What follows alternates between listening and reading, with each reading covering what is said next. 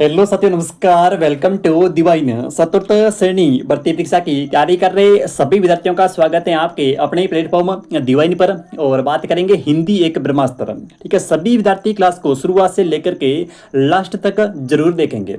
बिल्कुल देखिए, हर एक क्वेश्चन से जितने टाइप बन सकते हैं, ठीक है, सारे के सारे मैंने इस क्लास में ऐड किए हैं ताकि किसी विद्यार्थी का जो क्वेश्चन है वो साथियों गलत नहीं हो बस। ठीक है, चलिए शुरुआत करते हैं अपने फर्स्ट क्वेश्चन के साथ में। बिल्कुल धैर्य के साथ में हर एक क्वेश्चन को आराम से व्याख्या सहित पढ़ेंगे। ठीक है, चलिए फर्स्ट देखिए, पहला जो क्वेश्चन है वो अपना कह रहा है कि सकर्मक क्रिया का वाक्य छांटिए। ठीक है, आपको इसमें से जो है वो सकर्मक क्रिया का वाक्य छांटना है। अब देखिए, क्रिया होती हैं दो, एक तो मुख्य रूप से सकर्मक और एक होती है अकर्मक। सकर्मक वो यानी कि सकर्म, जिसके साथ में क्या हो, जिसके साथ में कर्म हो, और एक होती है अकर्मक यानी कि जिसके साथ में कर्म नहीं हो। ठीक है, तो देखिए आपको कैसे पहचाने, बिल्कुल क्वेश्चन आपका जो आएगा वो इसी टाइप में आएगा। ठीक है, कि कौन सा सकर्मक क्रिया का उदाहरण है या फिर कौन सा जो है वो साथियों अकर्मक क्रिया का उदाहरण है। ठीक है, जब भी आपके पास में सुनिए, जब भी आपसे जो है वो साथियों सकर्मक और अकर्मक का कोई क्वेश्चन पूछे, ठीक है, करना क्या है, सिर्फ और सिर्फ दो चीज ध्यान में रखनी है। एक तो रखना है क्या, सुनिए, एक तो क्या, और एक जो है वो किसको। क्या और किसको, यानी कि जो वाक्य आपके पास में आता है कि ये सकर्मक है या फिर अकर्मक है, उसके साथ में आपको इन दो शब्दों से प्रश्न करना है। ठीक है, क्या और किसको। ठीक है, क्या और किसको, वाक्य के साथ में आपको जो है वो क्या और किसको से साथियों प्रश्न करना है। ठीक है, अगर उत्तर मिल गया, ठीक है, अगर इसका जो उत्तर है वो साथियों मिल गया, ठीक है, उत्तर क्या है, उत्तर मिल गया, तो फिर वही वो जो वाक्य है वो तो है सकर्मक। ठीक है, लेकिन अगर उत्तर नहीं मिलता है तो अपना जो वाक्य है वो होगा अकर्मक क्रिया का उदाहरण। समझ आ गई बात है। चलिए अब हम करते हैं इस ऑप्शन के चारों ऑप्शन देखते हैं। ठीक है, इस क्वेश्चन के चारों ऑप्शन पे बात करते हैं और क्या और किसको से प्रश्न करते हैं। ठीक है, चलिए देखिए अपना पहला कि राजू जो है वो सदा सोता रहता है। राजू जो है वो साथियों सदा सोता रहता है। अब देखिए इसमें, अब मैं इसमें प्रश्न करूंगा कि राजू जो है क्रिया के साथ में, प्रश्न करूंगा क्रिया के साथ में रोता रहता है, सॉरी रोता रहता है, और कौन, राजू। तो राजू तो किस, राजू जो है ये तो है कर्ता। ठीक है, और ये जो रोता रहता है ये अपनी क्रिया है। ठीक है, अब प्रश्न करेंगे कि राजू जो है वो क्या रोता रहता है, तो उत्तर नहीं मिला। ठीक है, राजू किसको रोता रहता है, तो भी उत्तर नहीं मिला। यानी कि जो पहला वाक्य है साथियों ये अपने, ठीक है, नंबर एक पे ये सकर्मक क्रिया का उदाहरण नहीं, क्योंकि क्या और किसको से प्रश्न करने पर उत्तर इसका नहीं मिला। चलिए ऑप्शन बी देखिए, हरीश बस पर चढ़ गया। ठीक है, हरीश जो है वो साथियों बस पर चढ़ गया। अब क्या बस पर चढ़ गया, क्या चढ़ गया या फिर किसको चढ़ गया, उत्तर नहीं मिला, क्योंकि प्रश्न करना है क्रिया के साथ में चढ़ गया। ठीक है, अब क्या चढ़ गया, उत्तर नहीं मिला, किसको चढ़ गया, उत्तर नहीं मिला, कौन चढ़ गया, तो फिर हरीश है, ये तो कौन से हो गया। ठीक है, हरीश जो उत्तर मिला ये तो हो गया कि कौन जो है वो बस पे चढ़ गया, तो वो चढ़ गया हरीश। लेकिन हमें प्रश्न करना है क्या और किसको से। ठीक है, तो सेकंड आपका ऑप्शन है ये भी सकर्मक क्रिया का उदाहरण नहीं है। ठीक है, उसके बाद में ऑप्शन नंबर 3, कैलाश छत से गिर पड़ा। क्या गिर पड़ा, उत्तर नहीं मिला। ठीक है, किसको गिर पड़ा, उत्तर नहीं मिला, यानी कि ये भी जो है वो आपका अकर्मक क्रिया का उदाहरण है। उसके बाद में सतीश ने केले खरीदे। ठीक है, सतीश ने क्या खरीदे, केले, उत्तर मिल गया। ठीक है, 36 ने जो है वो साथियों केले खरीदे, तो आपका उत्तर मिल गया कि क्या खरीदे, केले खरीदे भाई। ठीक है, केले खरीदे, यानी कि उत्तर मिल गया अपनी कौन सी क्रिया, सकर्मक क्रिया है भाई। ठीक है, तो आपका ऑप्शन संख्या यहाँ पे 4 बिल्कुल यहाँ पे से होगा, 36 ने केले खरीदे। क्या खरीदे, केले। ठीक है, चलिए तो इसका आपका चौथा जिनका आ रहा है उनका बिल्कुल यहाँ पे सही आ रहा है। ठीक है, चलिए नेक्स्ट क्वेश्चन देखिए भाई, अगला ऑप्शन देखिए। हाँ जी, अब देखिए निम्नलिखित में से सकर्मक क्रिया वाले वाक्य का चयन कीजिए। कुछ नहीं करना है, क्या और किसको से प्रश्न करना है, और इसका आंसर जो है आप सभी विद्यार्थी कमेंट करके बताएंगे। ठीक है, आप सभी विद्यार्थियों के लिए क्वेश्चन है कि कौन सा इसमें से सकर्मक क्रिया का उदाहरण है भाई। ठीक है, सभी विद्यार्थी इस क्वेश्चन का जो आंसर है वो साथियों कमेंट करेंगे। ठीक है, चलिए देखिए नेक्स्ट क्वेश्चन देखिए भाई। नेक्स्ट अब देखिए अगला क्वेश्चन कि किस वाक्य के अंदर अकर्मक क्रिया का प्रयोग किया गया है। ठीक है, अब आपको यहां बतानी है अकर्मक क्रिया। ठीक है, वही बातें कि क्या और किसको से प्रश्न करेंगे, उत्तर मिल गया तो है सकर्मक, और जिसका उत्तर नहीं मिला वो है अकर्मक क्रिया। अब देखिए कीजिए प्रश्न और बताइए आंसर। सबसे पहला ऑप्शन देखिए कि मजदूर जो है वो चाय पी रहा है। मजदूर जो है वो साथियों चाय पी रहा है। तो मैंने कहा क्या पी रहा है, ठीक है, तो उत्तर मिल गया क्या, चाय पी रहा है। ठीक है, मैंने कहा मजदूर जो है वो साथियों क्या पी रहा है, ठीक है, क्या और किसको, तो क्या पी रहा है और मजदूर जो है वो चाय पी रहा है। ठीक है, उत्तर मिला, बिल्कुल मिला, यानी कि ये कौन सी है, ये तो है सकर्मक क्रिया। ठीक है, देखिए ऑप्शन बी देखिए, बालक बहुत देर से रो रहा है। ठीक है, बालक जो है वो बहुत देर से रो रहा है। अब क्या रो रहा है, उत्तर नहीं मिला, किसको रो रहा है, उत्तर नहीं मिला, यानी कि ये जो अपना ऑप्शन बी है ये है सकर्मक क्रिया का उदाहरण। ठीक है, ऑप्शन बी जो है ये साथियों सकर्मक क्रिया का उदाहरण है। फिर ऑप्शन 3 नंबर देखिए, अम्मा जो है वो खाना बना रही हैं। ठीक है, क्या बना रही हैं, खाना, उत्तर मिला, बिल्कुल मिला, अम्मा खाना बना रही है। ठीक है, अम्मा जो है वो क्या बना रही है, खाना। ठीक है, ऑप्शन 4 रमेश पुस्तक पढ़ रहा है। ठीक है, क्या पढ़ रहा है, किसको पढ़ रहा है, यानी कि क्या पढ़ रहा है, तो उत्तर मिला क्या, पुस्तक जो है वो पढ़ रहा है भाई। ठीक है, क्रिया के साथ में प्रश्न किया तो उत्तर मिला पुस्तक। तो आपका यहाँ पे जिन विद्यार्थियों का ऑप्शन नंबर जो है वो साथियों यहाँ पे कौन सा 2 नंबर आ रहा है, ठीक है, उनका बिल्कुल यहाँ पे सही होगा, बालक बहुत देर से रो रहा है, ये एक अकर्मक क्रिया का उदाहरण है। ठीक है, चलिए नेक्स्ट क्वेश्चन देखिए। चलिए नेक्स्ट क्वेश्चन देखिए, अगला कह रहा है कि इनमें से किस वाक्य के अंदर पूर्वकालिक क्रिया का प्रयोग हुआ है, इनके इन चारों में से किसके अंदर एक पूर्वकालिक क्रिया का प्रयोग हुआ है। ये एक नया टाइपिंग क्रिया का पूर्वकालिक क्रिया। ठीक है, सकर्मक और अकर्मक से अपने बिल्कुल अलग है पूर्वकालिक क्रिया। अब देखिए पूर्वकालिक क्रिया में आपको ध्यान ही रखना है कि पूर्वकालिक क्रिया की पहचान क्या है। भाई किसी भी वाक्य में आप जो हैं वो कैसे यहाँ पे पहचानोगे कि यहाँ पे जो है वो पूर्वकालिक क्रिया है। ठीक है, तो सुनना, जब भी किसी वाक्य के अंदर साथियों कर शब्द आ जाए, ठीक है, जब भी कभी वो हैं कभी भी अपने वाक्य के अंदर ये जो कर शब्द हैं वो आ जाएं तो आपको समझना है कि यहाँ पे जो क्रिया है वो कौन सी है, वो है पूर्वकालिक क्रिया। यानी कि वाक्य के अंदर सेंटेंस में ये कर शब्द जो है वो आना चाहिए। ठीक है, जहाँ पर भी कर आ गया वहाँ पे समझना कि यहाँ पे जो है वो अपनी कौन सी है, पूर्वकालिक क्रिया है। अब बताइए कि चारों जो ऑप्शन है, ठीक है, उनमें से किस ऑप्शन के अंदर कर शब्द आ रहा है। ठीक है, सुनिए, देखिए मनीष पिछले वर्ष गांव गया था।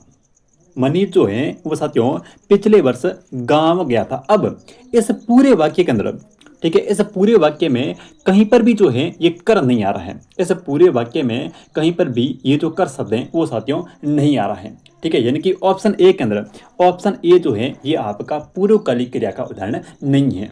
ठीक है, चलो ऑप्शन बी देखो कि हमारा परिवार वर्ष 2018 में हिमाचल घूमने गया था। यहाँ पे कहीं पर भी देखिए, यहाँ पे कहीं पर भी कर आया है क्या, ठीक है ना, हमारा परिवार वर्ष 2018 हिमाचल घूमने गया, कहीं पर भी जो है वो कर शब्द नहीं आया है। ठीक है, नहीं आया मतलब पूर्वकालिक नहीं है। मैंने कहा था पूर्वकालिक अगर आ जाए तो वहाँ पे कर आना चाहिए। ठीक है, चलिए ऑप्शन सी देखिए कि विद्यालय में छात्र प्रतिदिन सुबह प्रार्थना करते हैं। यहाँ पर भी जो करते हैं ये तो क्रिया है, लास्ट की अपनी करते हैं, लेकिन कर शब्द जो है वो कहीं पर भी नहीं आया है। ठीक है, कि विद्यालय में छात्र प्रतिदिन सुबह प्रार्थना करते हैं, कहीं पर भी कर नहीं आया है। ठीक है, लास्ट में कर आना चाहिए। सीता खाना बनाकर पढ़ाई करेगी, तो यहाँ पे देखिए खाकर, तो ये अपना खाकर शब्द है, इसके अंदर कर आ गया। ठीक है, खाकर शब्द में तो है साथियों कर आ गया, मतलब कर आ गया, यानी कि पूर्वकालिक क्रिया है। तो आपका यहाँ पे ऑप्शन संख्या जो है वो डी, यहाँ पे इनकी चौथा आपका यहाँ पे से होगा, सरिता खाना बनाकर जो है, सॉरी, सरिता खाना खाकर पढ़ाई करेगी। ठीक है, तो डी ऑप्शन इसका होगा सही। पूर्वकालिक में आपको ध्यान रखना सिर्फ एक शब्द और वो है कर। ठीक है, किसी शब्द के पीछे कर शब्द आ गया मतलब पूर्वकालिक क्रिया है। ठीक है, चलो भाई नेक्स्ट देखो, अगला क्वेश्चन देखिए। हाँ जी, कि इसमें से इनमें से किस वाक्य के अंदर पूर्वकालिक क्रिया है, बताइए इस वाक्य के अंदर इन चारों में से कहाँ पर जो है पूर्वकालिक क्रिया है। जहाँ पर भी कर आएगा वहाँ पे पूर्वकालिक क्रिया है। अब आप सभी विद्यार्थी इसका आंसर जो है कमेंट करेंगे कि कौन से वाक्य के अंदर। ठीक है, ठोकर लगते ही लड़का गिर पड़ा, वह चाय पीकर घूमने जाता है, ठीक है, विद्यार्थी आए तो कक्षा लेंगे, और निरपराध को डांटते शर्म नहीं आती। ठीक है, तो इसका आप जो है वो आंसर जो है वो कमेंट करेंगे कि किस वाक्य के अंदर पूर्वकालिक क्रिया है। ठीक है, चलिए नेक्स्ट क्वेश्चन देखिए, अगला प्रश्न। अब क्वेश्चन संख्या 6 देखिए कि किस क्रम के अंदर प्रेरणार्थक क्रिया है। ठीक है, कौन से वाक्य के अंदर एक जो है वो साथियों प्रेरणार्थक क्रिया है। ठीक है, बात करें यहाँ पे प्रेरणार्थक क्रिया की। प्रेरणार्थक क्रिया होती क्या है, जब हम किसी को साथियों हम जब भी किसी को जो है वो काम करने का ऑर्डर देते हैं या फिर हम जो है वो किसी दूसरे से, ठीक है, किसी दूसरे से अपना जो काम है वो साथियों करवाते हैं, ठीक है, या तो हम जो है वो किसी और से काम करने को कहते हैं, ठीक है, ऑर्डर देते हैं, या फिर किसी और से जो अपना काम है वो करवाते हैं, तो उसको बोलते हैं कौन सी, उसको बोलते हैं प्रेरणार्थक क्रिया। कौन सी क्रिया, प्रेरणार्थक क्रिया। बताइए यहाँ पे जो है वो कौन से शब्द के अंदर जो है, सॉरी कौन से वाक्य के अंदर प्रेरणार्थक क्रिया है, ठीक है, प्रेरणार्थक क्रिया यानी कि दूसरों से काम करवाना। अब ऑप्शन ए देखिए, राधा ने सॉरी रम्मा ने राधा से पत्र लिखवाया, ठीक है। अब यहाँ पे जो है वो रम्मा ने पत्र लिखवाया है, किससे, राधा से, ठीक है, यानी कि काम जो है वो किसी और से करवाया है, ठीक है, राधा ने अपना जो काम है वो साथियों किसी और से करवाया है। किससे करवाया है, वो करवाया है अपने राधा से, ठीक है। फिर देखिए युवक टहल रहा है। अब यहाँ पे युवक जो है अपनी मर्जी से टहल रहा है, ठीक है, टहलने दो भाई। तो यहाँ पे आपका ऑप्शन जो 2 नंबर है ये तो प्रेरणार्थक क्रिया नहीं है। राम ने अमरूद खरीदे, अब अपने हिसाब से खरीदे हैं, ठीक है, ना मेरे कहने से और ना आपके कहने से, ठीक है, तो यहाँ पे ऑप्शन नंबर 3 आपका गलत है, ठीक है। फिर देखिए नेक्स्ट कि रमजान रोजे रखता है, भाई रखने दो, ठीक है, तो आपका यहाँ पे ऑप्शन चौथा जो है वो भी गलत है। यानी कि देखो प्रेरणार्थक क्रिया मतलब किसी और से काम करवाना, ठीक है, तो यहाँ पे जो है वो रम्मा ने, ठीक है, यहाँ पे रम्मा ने राधा से पत्र लिखवाया, ठीक है, काम करवाया है किसी और से, तो आपका यहाँ पे ऑप्शन संख्या जो 1 है वो बिल्कुल यहाँ पे सही होगा। नेक्स्ट क्वेश्चन देखिए, अगला प्रश्न। अब देखिए प्रेरणार्थक क्रिया का उदाहरण है, बिल्कुल वही टाइप है, थोड़ा सा इसमें आपको ध्यान में रखना है, ठीक है। काम वही है, सिर्फ देखो सिर्फ आपको जो है क्रिया दे रखी है और इसके अंदर पूरा जो वाक्य है वो नहीं दिया है, ठीक है, फिर भी आप आराम से कर लोगे, कोई दिक्कत नहीं है, क्योंकि ऐसे क्वेश्चन कई बार पूछे गए हैं, ठीक है।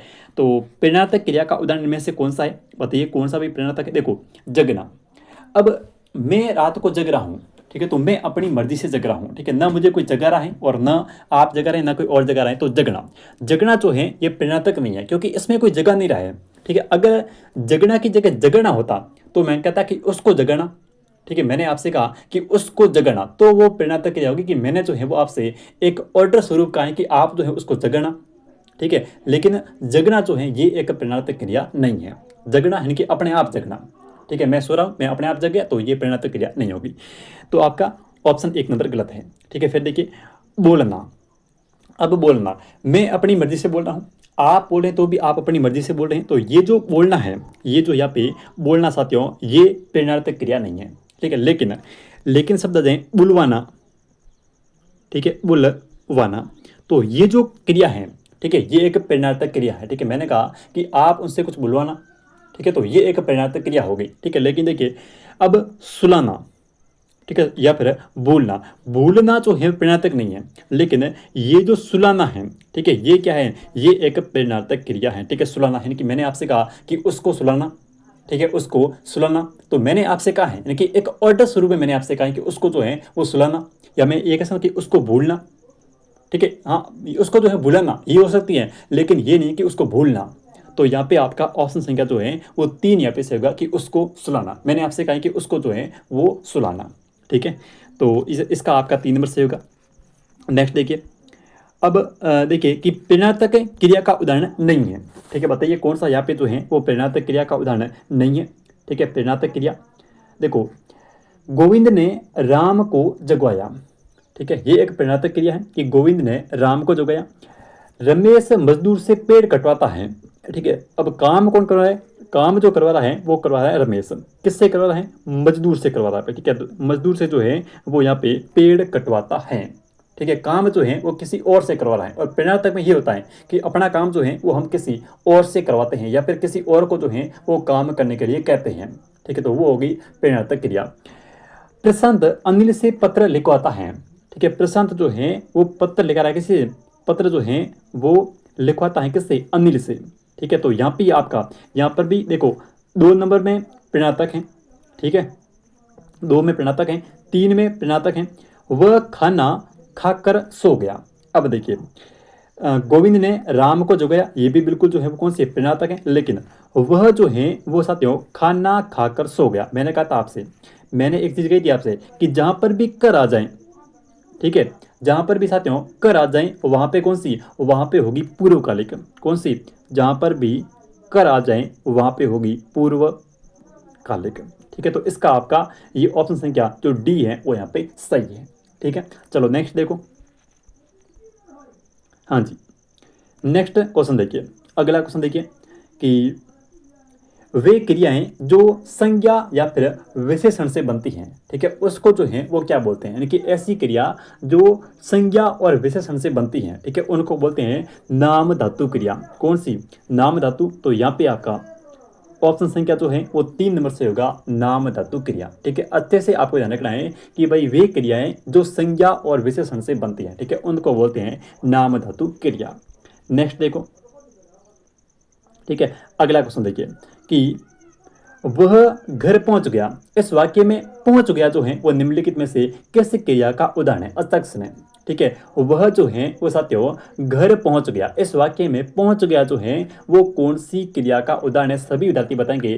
तृणार्थक है, पूर्वकालिक है, द्विकर्मक है या फिर संयुक्त क्रिया है? सभी विद्यार्थी इस क्वेश्चन का जो आंसर है वो साथियों कमेंट करेंगे भाई। चलिए, तो कौन सा इसमें सही होगा? बिल्कुल देखिए, जिनका यहाँ पे ऑप्शन संख्या कौन सा आ रहा है, जिनका यहाँ पे ऑप्शन संख्या डी आ रहा है, ठीक है, उनका बिल्कुल यहाँ पे सही होगा। ये एक संयुक्त क्रिया है। ठीक है, कौन सी क्रिया है? संयुक्त क्रिया। अब समझिए कि ये संयुक्त क्रिया होती क्या है भाई। कोई भी अपने पास में जो है वो अगर सेंटेंस आ जाए, ठीक है, अगर कोई वाक्य आ जाए, ठीक है, उसमें क्या होता है कि एक तो होती है मुख्य क्रिया, एक तो होती है मुख्य प्लस एक हो गई सहायक क्रिया। ठीक है, तो देखो मुख्य क्रिया और सहायक क्रिया इन दोनों से मिलकर के जो क्रिया बनेगी उसको हम बोलेंगे संयुक्त क्रिया। कौन सी? संयुक्त क्रिया। कैसे? देखिए, जैसे यहाँ पे है पहुंच और गया, ये दो क्रिया है यहाँ पे साथियों। एक तो जो है वो पहुंचना और एक जो है वो गया। इसमें पहुंच जो है ये एक मुख्य क्रिया है और गया जो है वो यहाँ पे एक सहायक क्रिया है। ठीक है, जैसे मैंने कहा, सुनिए, मैंने कहा आया करो। ठीक है, जैसे मैंने कहा आया करो। ठीक है, जैसे मैंने कहा कि तुम जो है वो रोज यहाँ पे जो है वो पढ़ने आया करो। मैंने कहा तुम रोज जो है वो यहाँ पे पढ़ने आया करो। तो यहाँ पे आया और करो जो है ये दोनों जो है वो साथियों कौन सी क्रिया? ये अपने जो है वो एक तो मुख्य क्रिया और एक जो है वो सहायक क्रिया है। ठीक है, जैसे जैसे मैंने कहा कि लूट लिया।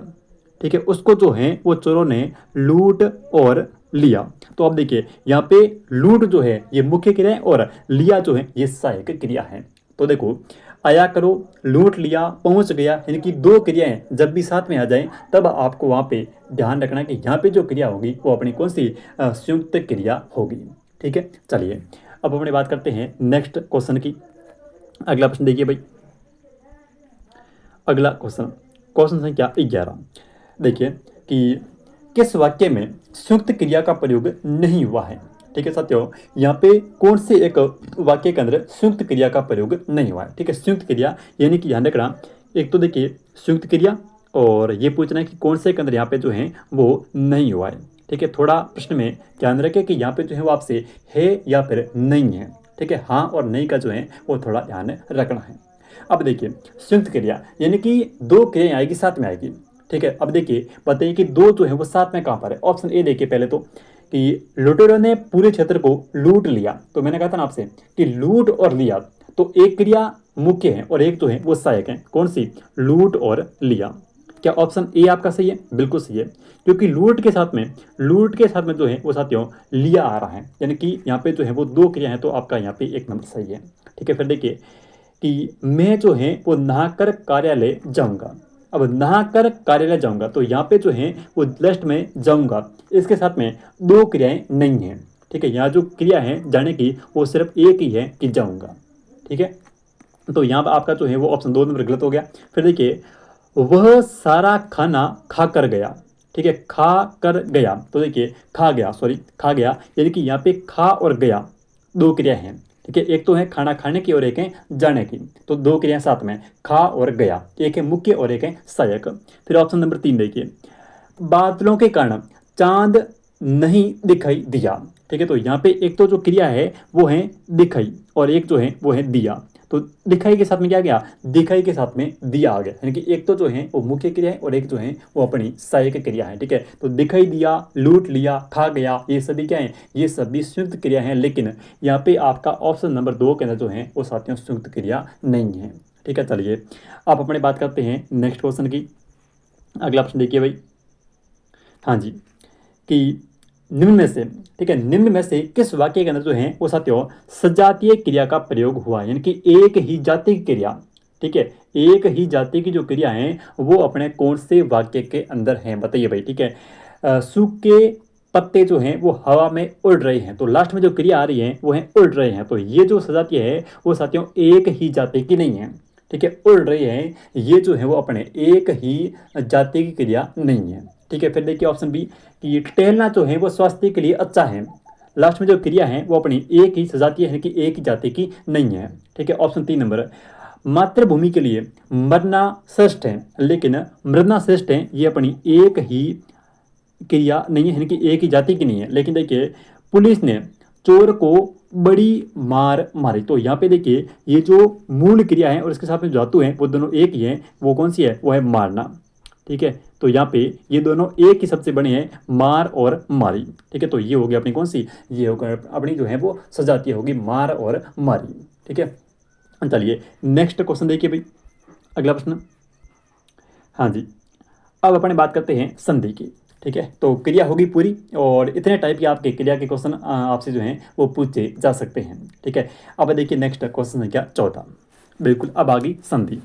बात करेंगे संधि के प्रश्नों को लेकर के, और देखिए अपना 14वां क्वेश्चन है पहला संधि का, कि उपयुक्त शब्द का सही संधि विच्छेद क्या होगा, ठीक है। उपयुक्त शब्द का जो संधि विच्छेद है वो अपने क्या होगा साथियों, शब्द है उपयुक्त, कौन सा है, उपयुक्त। अब देखिए इसमें क्या है कि सबसे पहले हम करेंगे संधि की पहचान, ठीक है। तो इसमें जो संधि है वो कौन सी है, इसके अंदर जो उपयुक्त में साथियों संधि है वो है अपनी यण संधि, कौन संधि, यण संधि। भाई कैसे पता यण संधि है, तो देखिए यण संधि में होता क्या है कि जब भी आपके पास में य और व आ जाए, ठीक है, य और व वर्ण, और ये और व इन दोनों से पहले कोई भी जो है वो साथियों आधा वर्ण आता है, ठीक है। य और व से पहले कभी भी कोई भी अगर आधा वर्ण आता है, ठीक है, तो ये तो है पहचान किसकी, यण की, कि य और व से पहले कोई आधा वर्ण आ गया, ठीक है। तो संधि कौन सी, यण संधि। अब सुनिए करना क्या है कि य से पहले कोई आधा वर्ण है, सबसे पहले हम लेंगे इस य को,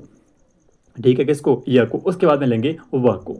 कैसे, देखिए यानी कि अगर शब्द के अंदर, ठीक है, य से पहले कोई आधा वर्ण है तो उसके साथ में हम क्या करेंगे कि जो आधा वर्ण है उसके साथ में हम जो है वो साथियों ई की मात्रा को जोड़ेंगे, किसकी मात्रा, ई की मात्रा को साथियों उसके अंदर ऐड करेंगे भाई, ठीक है। य से पहले जो आधा वर्ण है उसके साथ में मात्रा जोड़नी है ई की।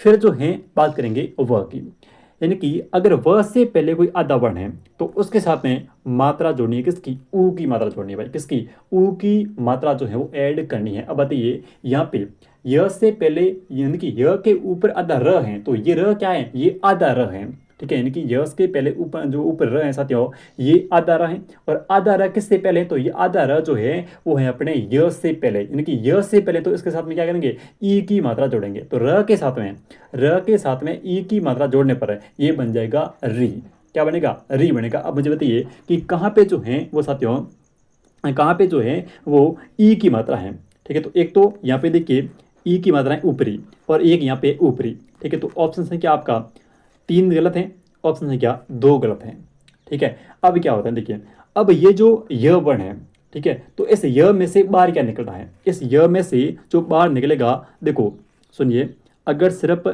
ये होता तो बाहर निकल जाता अ, और पीछे जो है वो क और त का त रहता, लेकिन यहाँ पे क्या है, यहाँ य के साथ में ऊ की मात्रा है, तो ये ऊ की मात्रा जो है वो साथियों बाहर आएगी, ठीक है। ऊ की जो मात्रा है वो आएगी बाहर, ऊ का ऊ, क का क और त का जो है वो त, तो ये बनेगा उक्त, क्या बनेगा, उक्त बनेगा। तो ऊपरी प्लस उक्त, यानी कि आपका यहाँ पे ऑप्शन संख्या 1 जो है वो बिल्कुल यहाँ पे से होगा, क्योंकि य में से ये के साथ में जो मात्रा है उसको आपको जो है बाहर निकालना है, क्योंकि ये का हमने जो है वो साथियों ई बना दिया भाई, ये का जो है ये तो बन गया ई और ई बन गया, और य में से जो मात्रा होती है वो हमको जो है वो आगे बाहर निकालनी होती है भाई। अ की हो तो अ निकालेंगे, आ की होगी तो आ निकालेंगे, और यहाँ पे किसकी है, यहाँ पे ऊ की है तो हमने ऊ निकाल दिया, और पीछे क और त, क आधा और त का तकत जो है वो हमने एज इट इज यहाँ पे लिख दिया, ठीक है ना।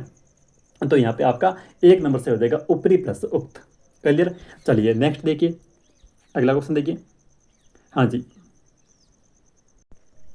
हाँ जी, किसमें सही संधि है, तो बताइए उत्तर प्लस एन से बन गया उत्तरायण।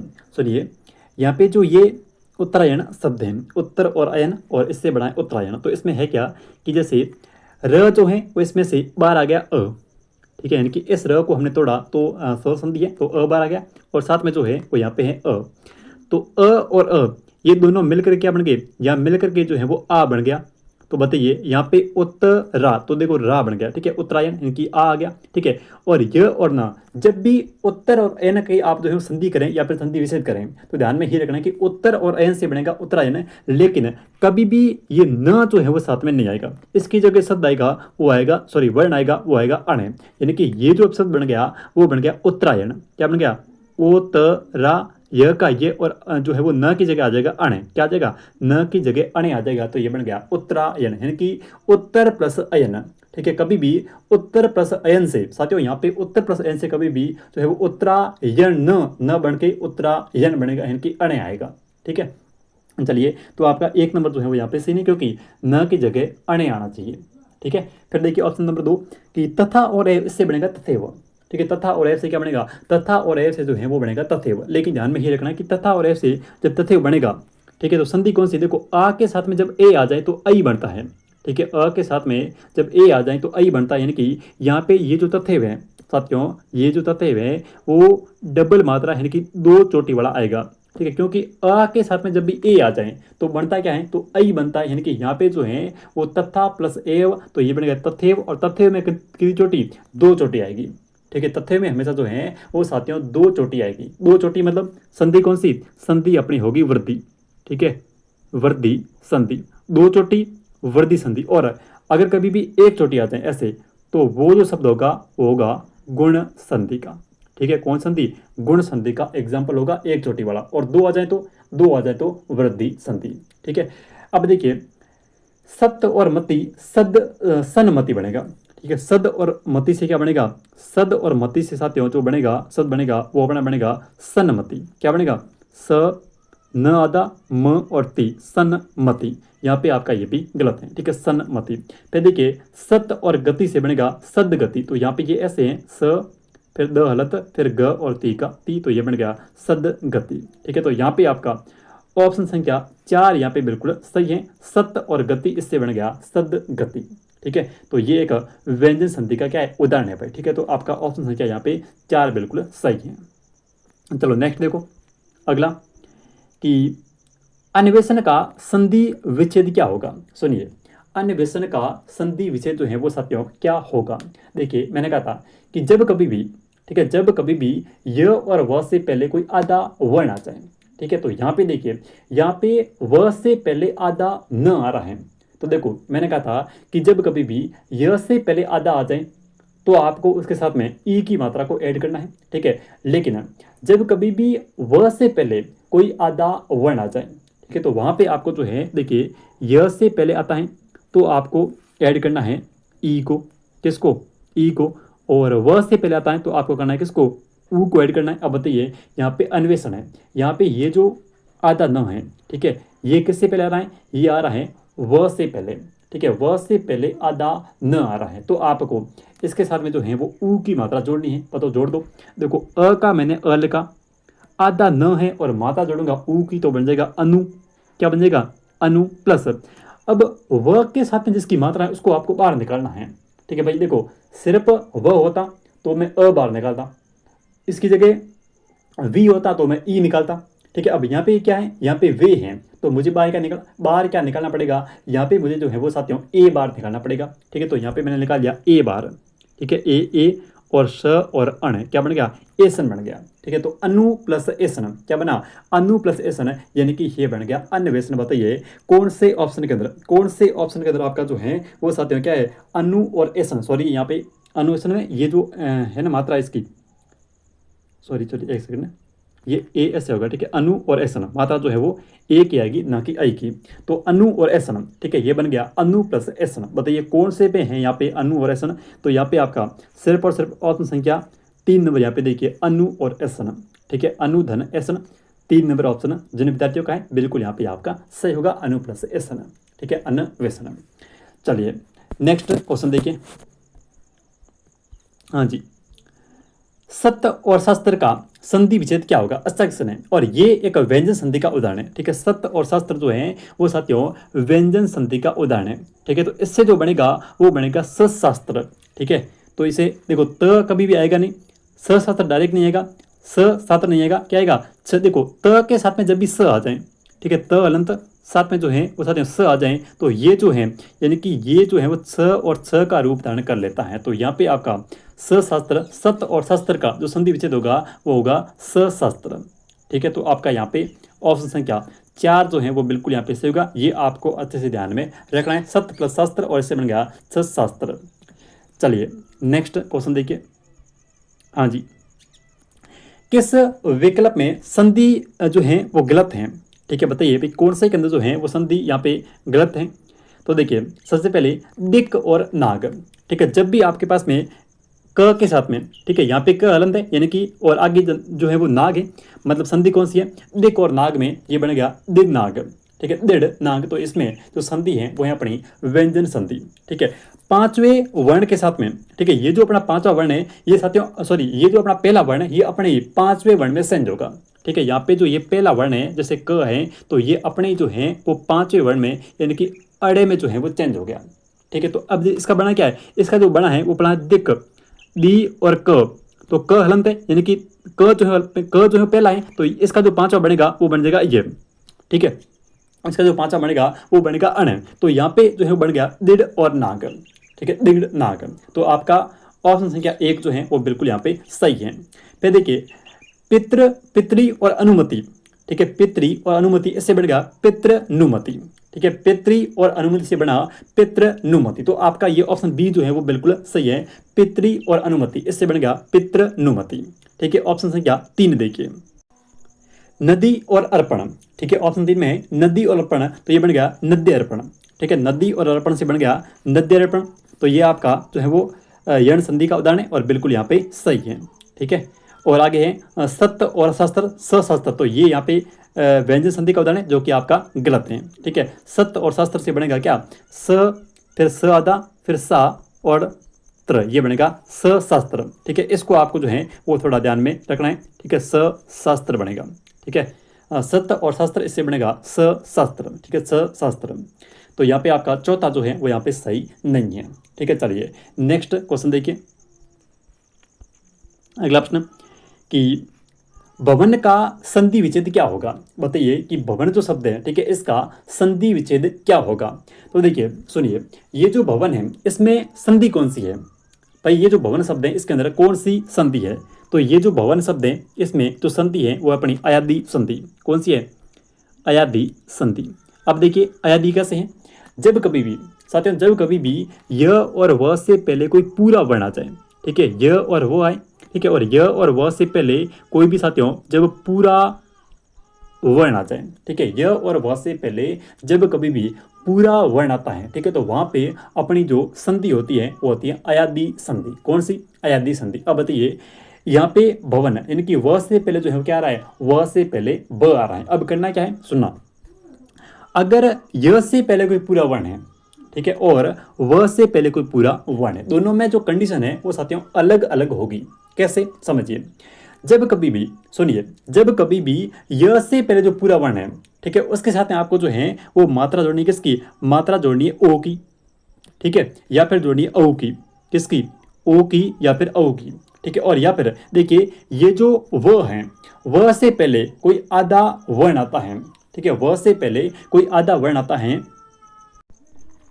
और अगर व से पहले, ठीक है, अब यहाँ पे देखिए कि व सॉरी एक सेकंड रुके, कि जैसे ये क्या लिखा है मैंने, य सॉरी देखो य से पहले जो आधा वर्ण है ना उसके साथ में आपको ए और आई की, सॉरी ए और आई की, और व से पहले जो आधा है उसके साथ में आपको जो है वो ओ और औ की, ठीक है, ओ और औ की। तो अब देखिए इसमें आपको क्या करना है कि अगर कोई भी शब्द है, ठीक है, य और व से पहले कोई पूरा वर्ण है, तो यहाँ पे देखिए भवन में व से पहले पूरा वर्ण भ आ रहा है, व से पहले जो पूरा वर्ण है वो आ रहा है ब, क्या आ रहा है, ब आ रहा है। किससे पहले आ रहा है, व से पहले आ रहा है। तो मैंने कहा था कि व से पहले जो आधा वर्ण है उसके साथ में आपको जो है वो ओ और औ की मात्रा को ऐड करना है, ठीक है। और अगर य से पहले कोई पूरा वर्ण है, ठीक है, तो उसके साथ में आपको जो है वो ए और आई की मात्रा को ऐड करना है। अब सुनिए, अब क्या है, अब ये है कि जो स्वर हैं वो अपने पास में दो दो हैं भाई, ठीक है। यह से पहले, जैसे माना कि यह से पहले कोई आधा वर्ण आ गया भाई, ये देख लो ना भवन।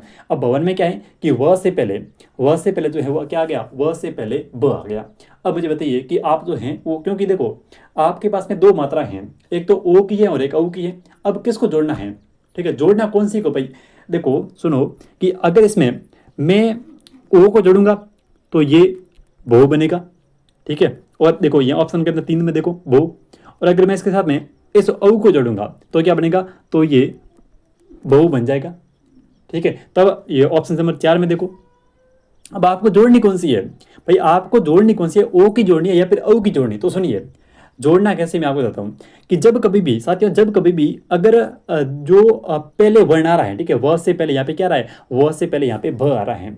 अगर भ के साथ में साथियों, अगर भ जो है वो सिर्फ भ ही है, यानी कि कहने का मतलब है अगर भ जो है वो सिर्फ भ है, तो मात्रा जुड़ेगी किसकी, तो मात्रा जुड़ेगी ओ की, ठीक है। लेकिन अगर ब की जगह भा है या फिर कोई और है, यानी कि आ की मात्रा है साथियों, देखो अगर आ की मात्रा है तो यहाँ पे जो है वो औ जुड़ेगा, ठीक है। आ की मात्रा होने पर औ जुड़ेगा और अ की मात्रा होने पर ओ जुड़ेगा, ठीक है। अब मुझे बताइए कि ब में जो है वो अ की मात्रा है या फिर आ की मात्रा है, मात्रा कौन सी है, मात्रा है अ की, क्या जुड़ेगा, ओ जुड़ेगा, यानी कि यहाँ पे जुड़ेगा बो, क्या जुड़ेगा, बो जुड़ेगा भाई, ठीक है। तो बो प्लस अन, ठीक है, बो प्लस अन कहाँ पे, ऑप्शन संख्या 3 में देखिए, बो प्लस अन, ठीक है।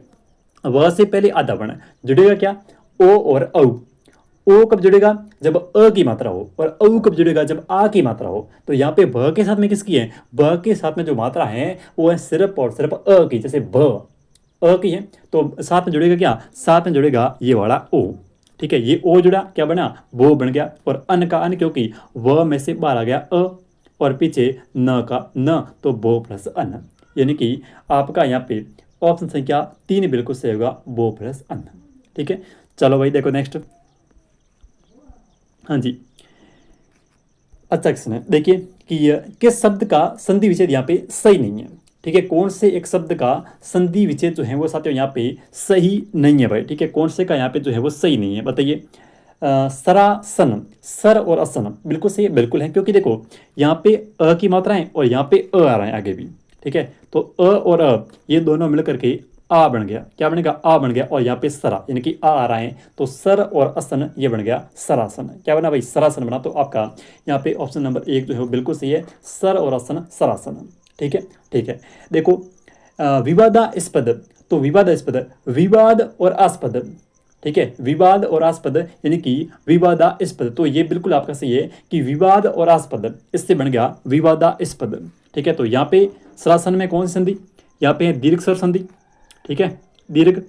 और यहाँ पे विवादास्पद में विवाद और आस्पद, इसमें कौन सी है, इसमें भी अपनी दीर्घ है, ठीक है।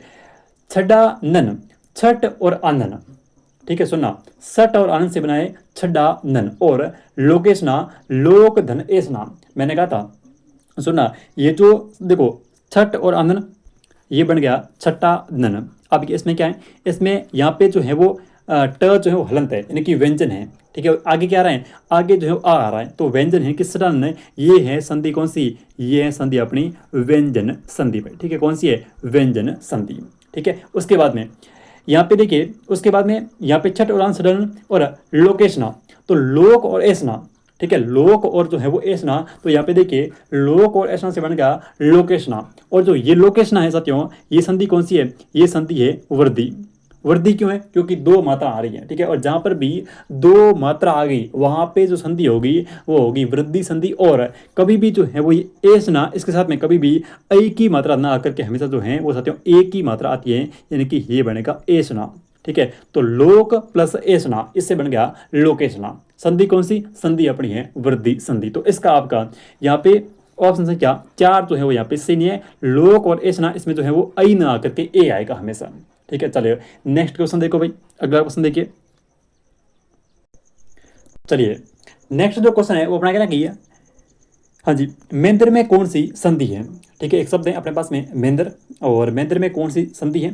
तो देखिए मेंद्र यानी कि यहाँ पे अपने पास में जो है एक चोटी है, मेंद्र में जो है वो एक चोटी है ऐसे, और जहाँ पर भी एक चोटी हो वो तो होती है गुण, ठीक है, और जहाँ पर भी दो चोटी हो, ठीक है, वो अपनी हो जाएगी वृद्धि, ठीक है, यानी कि गुणों में होगी वृद्धि, ठीक है। तो यहाँ पे देखिए मेंद्र यानी कि एक चोटी मतलब कौन सी, एक चोटी मतलब अपनी गुण संधि, ठीक है।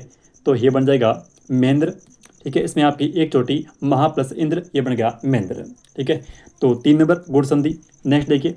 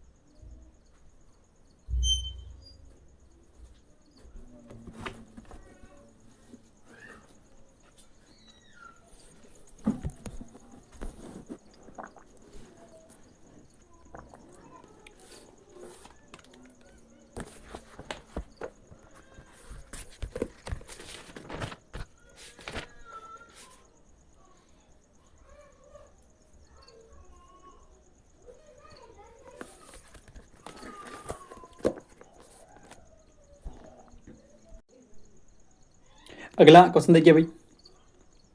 नेक्स्ट अपना क्वेश्चन है कि ग्रीस में कौन सी संधि है, ठीक है, ग्रीस शब्द जो है इसमें कौन सी संधि है, गुण है, दीर्घ है, वृद्धि है, या फिर यण है। तो यण में तो य और व से पहले आधा वर्ण है, तो यहाँ पे नहीं है, नहीं होगी। वृद्धि में दो चोटी नहीं होगी, नहीं है यहाँ पे। दीर्घ या फिर गुण, ठीक है, तो यहाँ पे गुण भी नहीं है, क्योंकि गुण में जो है वो चोटी होती है एक, यहाँ पे है नहीं। तो देखिए यहाँ पे जो संधि है वो अपनी दीर्घ स्वर संधि, कौन सी है, दीर्घ स्वर संधि। और जब हम संधि विच्छेद करेंगे, ठीक है, तो ये बन जाएगा गिरी और प्लस ई से, क्या बनेगा, गिरी प्लस ई से, यानी कि ये जो है वो यहाँ पे ई की मात्रा है प्लस बड़ी ई, यानी कि ई और ई ये दोनों मिलकर के इस बड़ी ई का निर्माण करेंगे, ठीक है। तो और अ से मिलकर के आ बनता है, वैसे ही ई और ई से मिलकर के बड़ी ई और ऊ और ऊ को मिला करके जो है वो बड़े ऊ का निर्माण होता है। वैसे यहाँ पे जो है वो संधि कौन सी है, संधि है अपनी दीर्घ स्वर संधि, ठीक है। तो इसका आपका यहाँ पे 2 नंबर ऑप्शन सही होगा, दीर्घ स्वर संधि, ठीक है। चलिए नेक्स्ट क्वेश्चन देखिए भाई। अगला क्वेश्चन कि भानुदय में कौन सी संधि है, तो वही बात है, भानुदय जो है वो यहाँ पे बड़े ऊ की मात्रा है, किसकी है, बड़े ऊ की। तो देखो बड़ा ऊ जो है वो ऊ या फिर ए साइड ऊ, वापस छोटा ऊ या फिर इसके साथ में जो है वो बड़ा ऊ, दोनों मिलकर के जो है वो बड़े ऊ का निर्माण यहाँ पे करते हैं। तो भानु प्लस उदय क्या बनेगा, भानु प्लस उदय यानी कि भानुदय। तो यहाँ पे संधि कौन सी, संधि अपनी हो जाएगी दीर्घ स्वर संधि, ठीक है। तो इसका आपका यहाँ पे 4 नंबर ऑप्शन बिल्कुल सही होगा, दीर्घ स्वर संधि।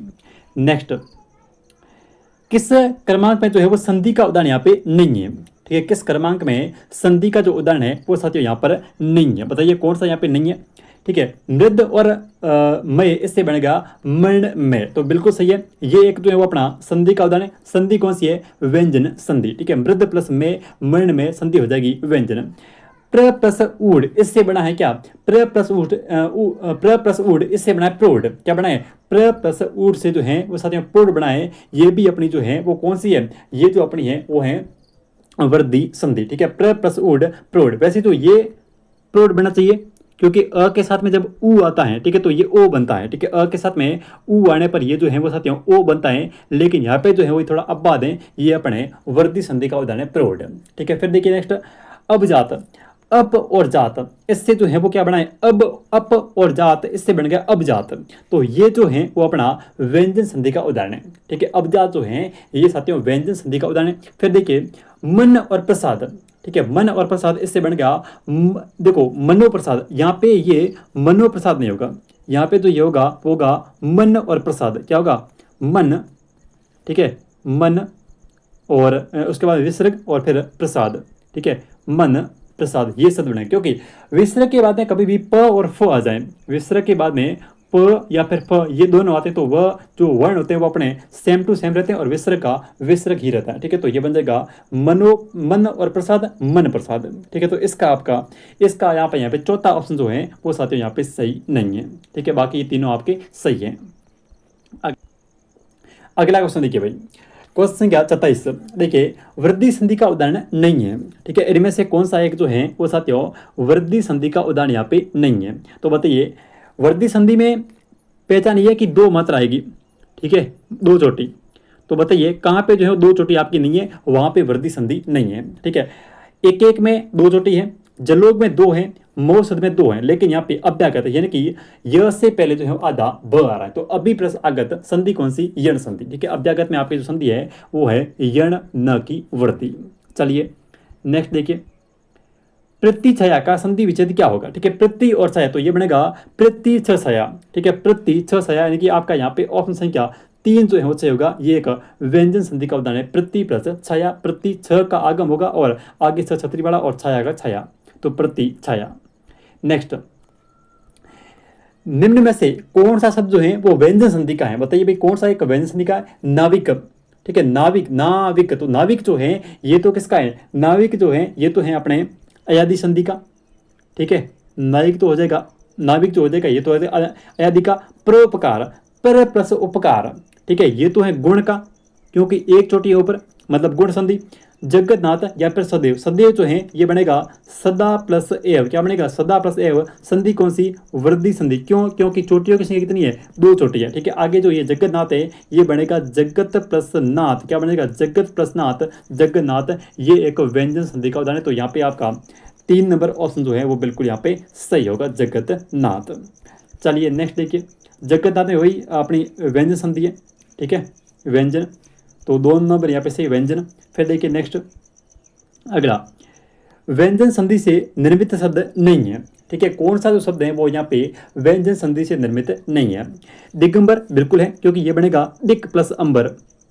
दिक आगे जो है वो अंबर, तो दिक प्लस अंबर यानी कि दिगंबर। ठीक है, उन्नति, उन्नति जो है वो भी अपने व्यंजन संधि का है। ठीक है, वागीस, वाक प्लस ईस, वाक प्लस ईस, ये भी व्यंजन संधि का है। वाक प्लस ईस, वागीस। और रविंद्र, तो रवि प्लस इंद्र, क्या बनेगा?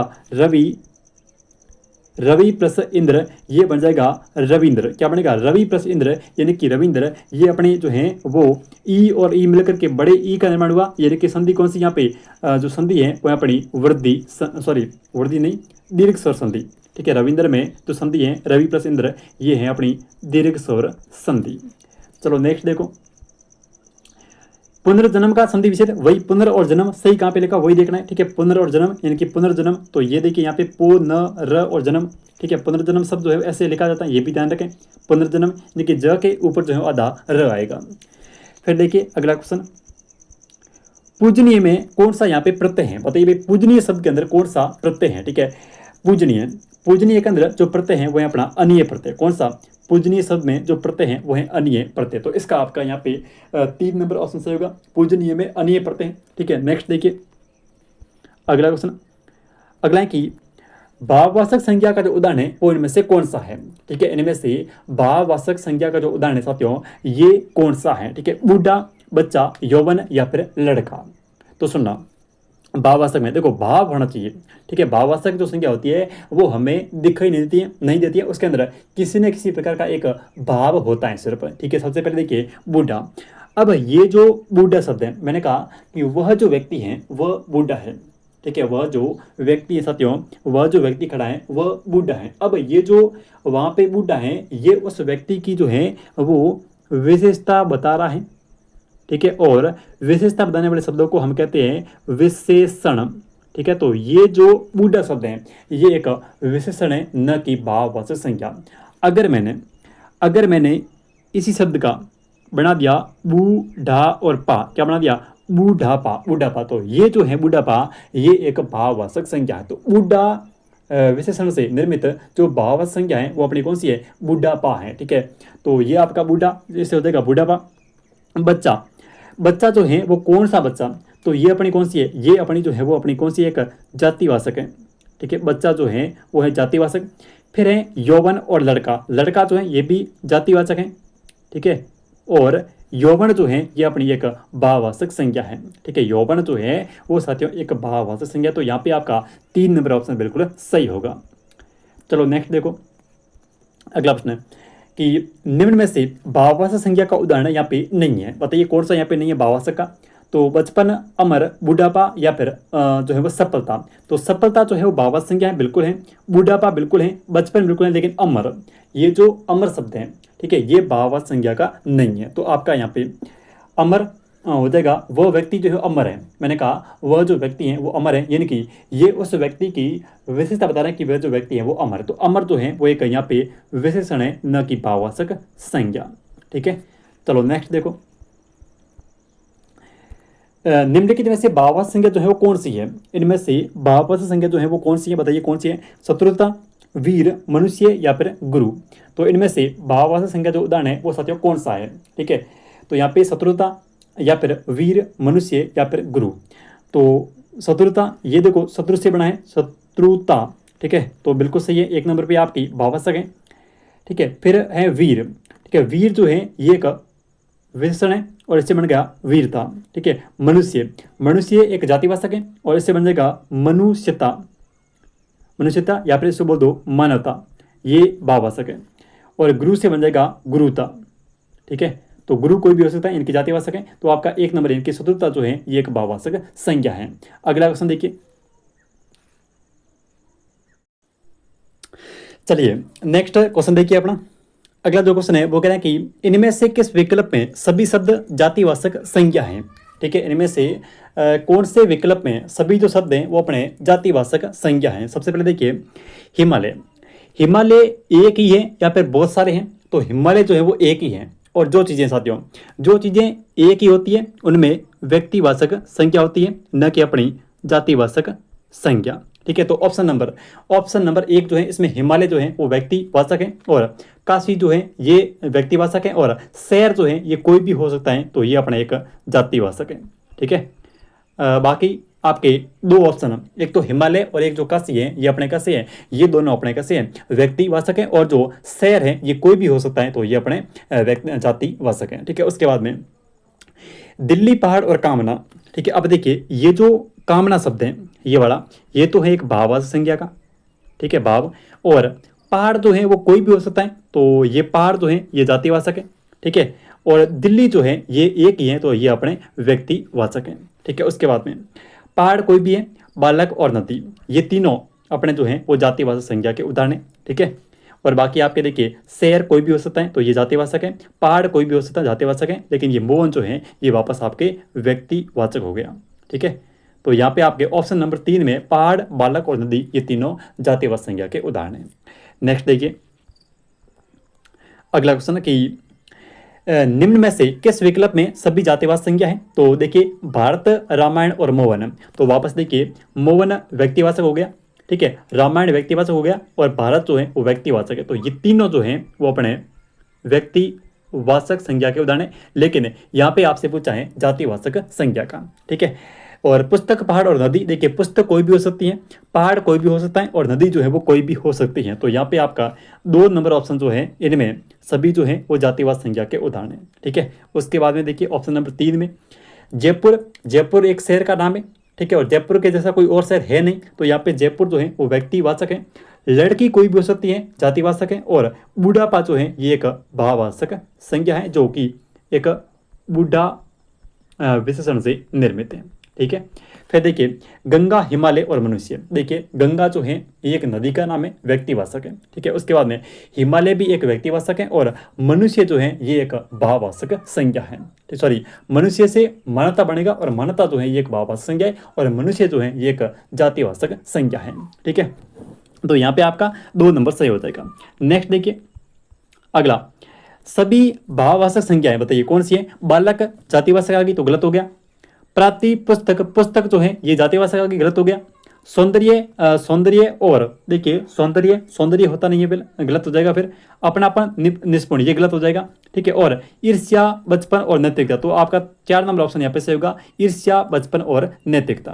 ठीक है, चलिए नेक्स्ट कि किस विकल्प में सभी शब्द विशेषण से निर्मित भाववाचक संज्ञा है। ठीक है, मिठास, एकता, अच्छाई, ममत्व, तो ममत्व जो है इसमें क्या है, ममत्व में मम आ गया और मम जो है वो विशेषण नहीं है, मम जो है वो एक सर्वनाम है। ठीक है, तो ये ऑप्शन 2 आपका गलत हो गया।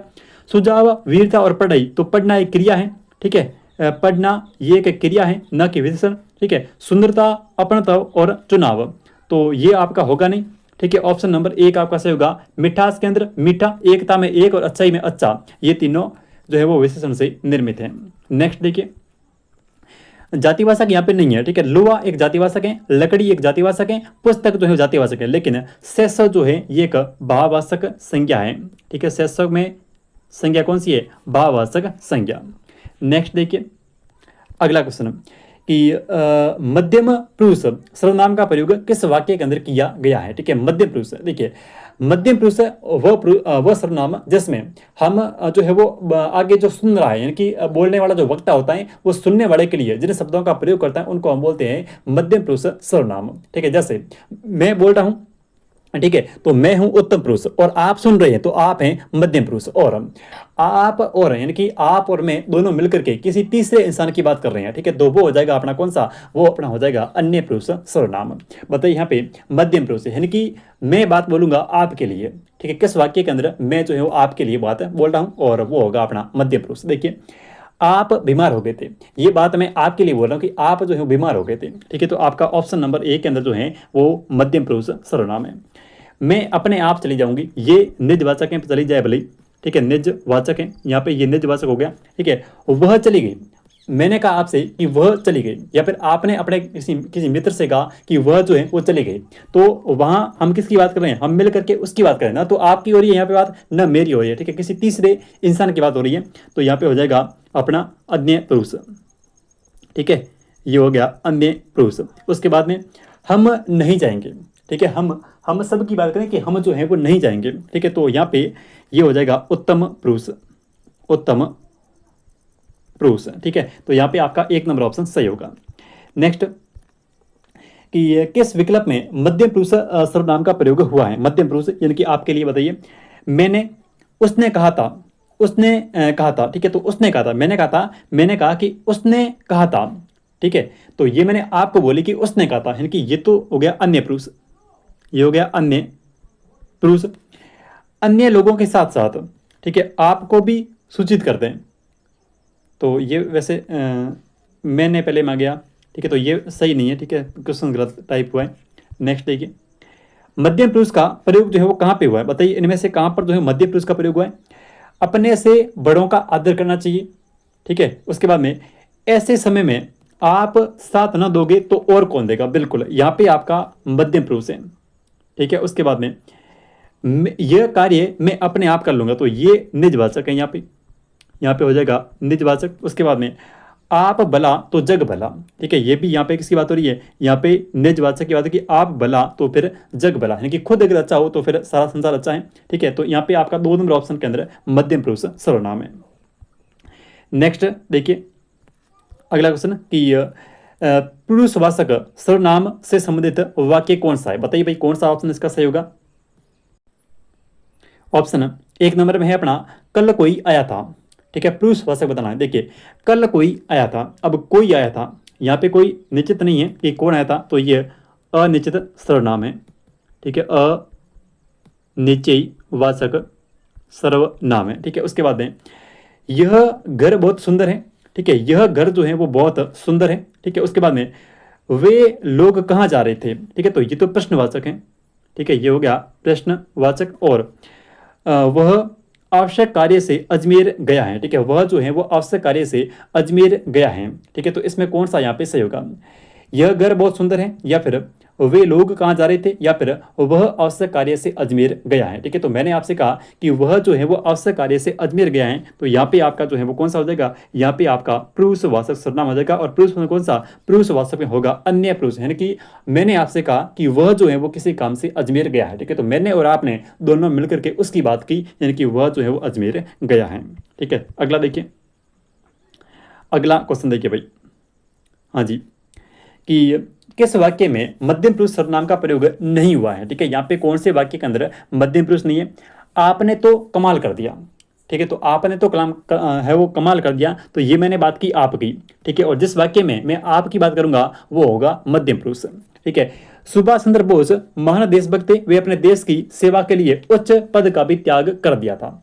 तो ये न मेरी बात हो रही है और न जो है वो आपकी बात हो रही है। किसकी बात हो रही है, किसी तीसरे इंसान की बात हो रही है, और वो हो जाएगा अपना किसकी बात कर रहे हैं, सुभाष चंद्र बोस की हम बात कर रहे हैं। ठीक है, तो यहाँ पे आपका कौन सा हो जाएगा, अन्य पुरुष सर्वनाम होगा। फिर देखिए, तुम दिल्ली से कब आए, ये मैंने आपसे पूछा, और आप बहुत अच्छा गाती हैं। ठीक है, मेरे सामने कोई है और मैंने उससे कहा कि आप जो है बहुत अच्छा गाती हैं। ठीक है, तो यहाँ पे ऑप्शन संख्या सेकंड।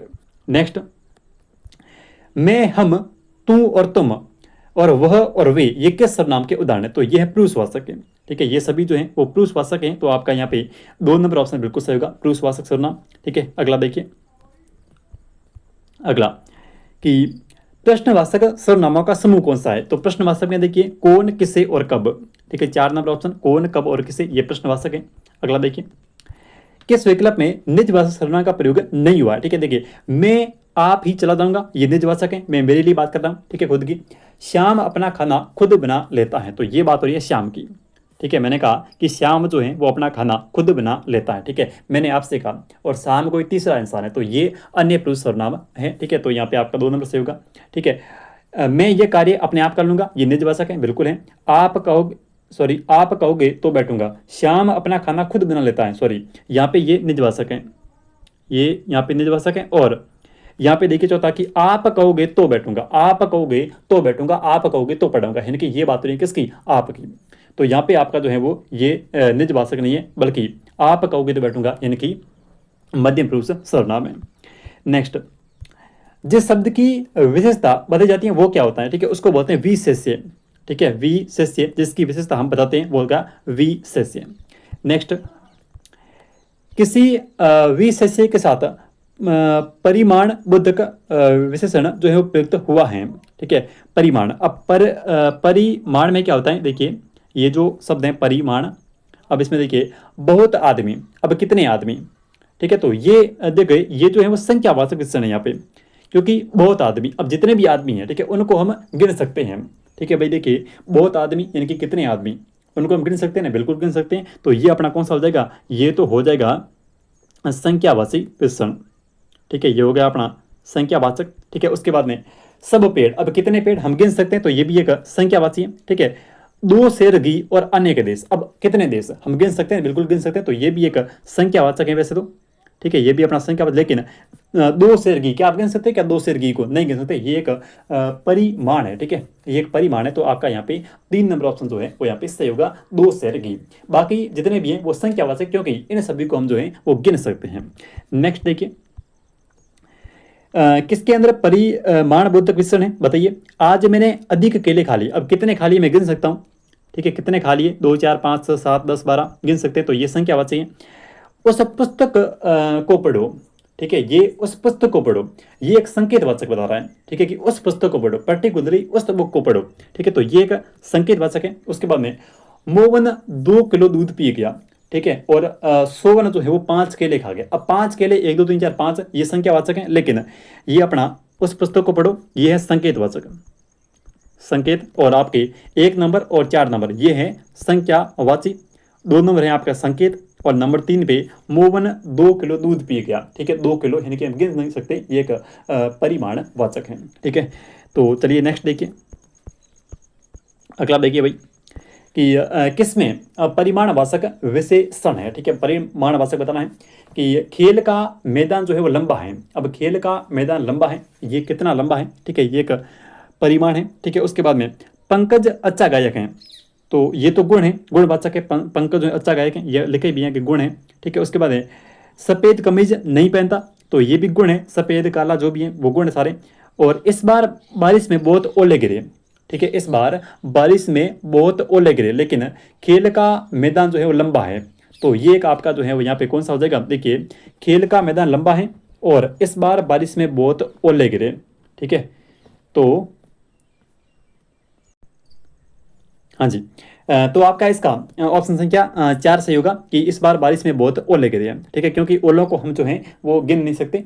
और खेल का मैदान लंबा है, तो यहाँ पे लंबा छोटा ऊंचा नीचा ये क्या है, ये उनके गुण बता रहे हैं, तो ये गुणवाची विशेषण है, ठीक है, 4 नंबर से होगा।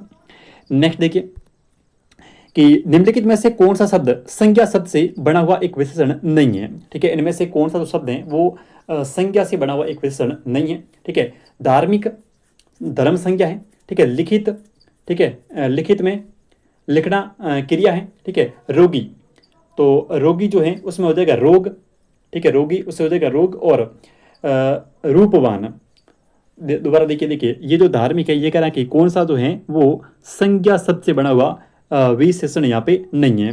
तो देखिए कि धार्मिक जो है ये विशेषण है और इसमें जो संज्ञा है वो हो जाएगी अपनी धर्म, ठीक है ना, धर्म हो जाएगी। बाद में देखिए लिखित, ठीक है, तो लिखित जो है इसमें क्या है, लिखित किससे बना हुआ है, लिखना है ना, लिखित किससे बना है, लिखित जो है ये बना है लिखना से, लिखना, तो लिखना एक क्रिया है, ठीक है। उसके बाद में रोगी, तो रोगी के अंदर जो संज्ञा है वो है रोग, ठीक है, रोग और रोगी, वह व्यक्ति रोगी है, ये एक उसकी विशेषता है कि रोगी है, ठीक है। और ये बना है रोग संज्ञा से। और रूपवान, ठीक है, वह रूपवान है, तो इसमें जो संज्ञा है वो है रूप, ठीक है। तो आपका ऑप्शन संख्या यहाँ पे कौन सा, 2 नंबर सही होगा, क्योंकि लिखित जो है ये लिखना क्रिया से निर्मित है, ठीक है। चलो नेक्स्ट देखो अगला क्वेश्चन कि अगला प्रश्न कह रहा है कि गर्म दूध पीना लाभदायक होता है में कौन सा विशेषण है, ठीक है, बताइए भाई, गर्म दूध पीना लाभदायक होता है, ठीक है, इसमें कौन सा विशेषण है, ठीक है, संख्या वाचक है, गुणवाचक है, या फिर परिमाण वाचक है, या फिर सार्वनामिक विशेषण है, ठीक है। तो इसमें देखिए गर्म दूध पीना लाभदायक होता है, कि एक गुण बता रहे हैं, ठीक है, गर्म ठंडा जो भी है, ठीक है, तो ये इसमें आपके गुणवाचक विशेषण है। अगला देखिए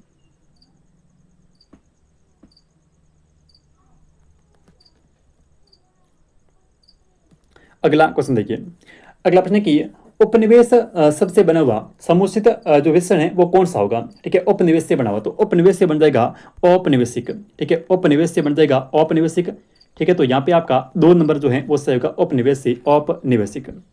अगला प्रश्न देखिए, इनमें से, ठीक है, अगला कि निम्न में से किस विकल्प में सभी गुणवाचक विशेषण नहीं है, ठीक है, नया पुराना और ताजा सभी गुणवाचक हैं, लंबा चौड़ा और गहरी ये सभी गुण है, और आधा बहुत और अल्प, और भला बुरा और उचित, तो यहाँ पे आपका नंबर 2 पे आधा बहुत और अल्प ये संख्यावाची हैं, ठीक है। नेक्स्ट देखिए घना जो है विशेषण है, घना इसका हो जाएगा घनघोर, 3 नंबर ऑप्शन घनघोर, ठीक है, घना से हो जाएगा घनघोर। नेक्स्ट संज्ञा से निर्मित विशेषण कौन सा है, तो राष्ट्रीय लिखा हुआ यहाँ पे राष्ट्रीय, ठीक है। और ये देखिए राष्ट्रीय किससे बना है, ये बना राष्ट्र से, ठीक है, राष्ट्र एक जातिवाद संज्ञा है और इससे बन गया राष्ट्रीय। नेक्स्ट क्वेश्चन देखिए अगला है कि इनमें से किस शब्द में लिंग की दृष्टि से परिवर्तन नहीं होता है, बताइए, बाघ, बाघ का तो हो जाएगा बागिन, ठीक है, और नौकर का हो जाएगा नौकरानी, नौकर का हो जाएगा नौकरानी, हाथ और नायक, नायक का नायिका का हो जाएगा, ठीक है, लेकिन हाथ का हाथी नहीं कुछ भी नहीं होगा, तो ऑप्शन नंबर 3 आपका सही होगा। नेक्स्ट कि इनमें से किस विकल्प में सभी शब्द स्त्री लिंग है, ठीक है, हाथ बालू, हाथ हाथी बालू, बालू और आलू क्या लिखा है, बालू आलू, इसमें कभी शब्द जो है स्त्रीलिंग है, तो हाथी जो है वो हाथी अपने आप में एक पुल्लिंग है, ठीक है, हाथी जा रहा है, तो ये गलत हो जाएगा पहला। तो भलाई हलवाई और ईसाई, ठीक है, भलाई हलाई और ईसाई, सॉरी ईसाई, और इमली चांदी और लौकी, तो इमली खाई जाती है, चांदी चांदी जो है देखो चांदी के भाव बढ़ गए, ठीक है, या फिर जो है वो चांदी सस्ती है, तो चांदी जो है ये स्त्रीलिंग है, ठीक है। लौकी, लौकी जो है वो लौकी खरीदी जाती है, तो यहाँ पे आपका ये भी सही होगा, ये तीनों स्त्रीलिंग हैं, ठीक है। और भलाई हलवाई और ईसाई, ठीक है, तो हलवाई का जो होगा हलवाई जो है इसका हो जाएगा हलवाइन, ठीक है ना। तो आपका हलवाई जो है पुल्लिंग है, इसलिए यहाँ पे गलत हो जाएगा, ठीक है। भलाई स्त्रीलिंग है और इसमें देखिए साथी और घी, अब घी जो है ये पुल्लिंग है, स्त्रीलिंग नहीं है, तो आपका 3 नंबर ऑप्शन यहाँ पे सही होगा। अगला देखिए, कौन सा यहाँ पे शब्द जो है वो पुल्लिंग नहीं है, बताइए कौन सा यहाँ पे पुल्लिंग नहीं है, ठीक है। व्यक्ति पुल्लिंग है, भाषा, भाषा आपका जो है वो यहाँ पे भाषा सीख की जाती है, तो ये पुल्लिंग नहीं है, ये स्त्रीलिंग है। बाकी उपकरण ये पुल्लिंग है और लेखक जो है ये आपका पुल्लिंग है। नेक्स्ट अगला प्रश्न देखिए कि निम्नलिखित में से किस विकल्प में एक पर्याय पुल्लिंग है और एक स्त्रीलिंग है, तो ये ग्रंथ के अंदर है, ठीक है। गाय स्त्रीलिंग है, ठीक है, और शेर जो है पुल्लिंग है और अर्क जो है ये भी पुल्लिंग है, लेकिन 2 नंबर ग्रंथ जो है ये दोनों के अंदर आता है। अगला प्रश्न देखिए, कवि का स्त्रीलिंग रूप क्या होगा, ये इंपॉर्टेंट है, और इसका हो जाएगा कवयत्री, ठीक है। 3 नंबर आपका ऑप्शन यहाँ पे सही होगा, कवयत्री। अगला देखिए, सुंदर का स्त्रीलिंग क्या होगा, बताइए भाई, सुंदर का जो स्त्रीलिंग है वो क्या हो जाएगा, तो सुंदर का हो जाएगा सुंदरी, क्या हो जाएगा, सुंदरी हो जाएगा। 3 नंबर ऑप्शन यहाँ पे सही होगा, सुंदरी। अगला देखिए, इनमें से कौन सा जो शब्द है वो एक स्त्रीलिंग नहीं है, ठीक है। तो नदी स्त्रीलिंग है, झील है और सरोवर, सरोवर पुल्लिंग है, ठीक है, सरोवर जो है वो पुल्लिंग है। इनमें से कोई भी शब्द जो है स्त्रीलिंग नहीं है, ठीक है, सारे पुल्लिंग होने चाहिए। नींबू, दही और केला, ठीक है, तीनों पुल्लिंग है, ठीक है। प्रतिपदा, मंगलवार और टोपी, टोपी यहाँ पे स्त्रीलिंग है। पानी, ज्ञानी और नानी, नानी यहाँ पे स्त्रीलिंग है, तो 2 नंबर ऑप्शन आपका सही हो जाएगा, ठीक है। अगला क्वेश्चन देखिए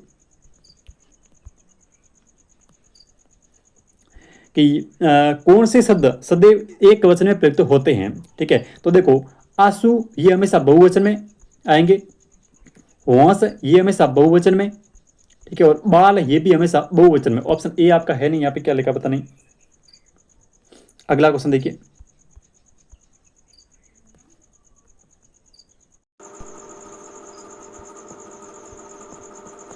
चलिए नेक्स्ट क्वेश्चन देखिए।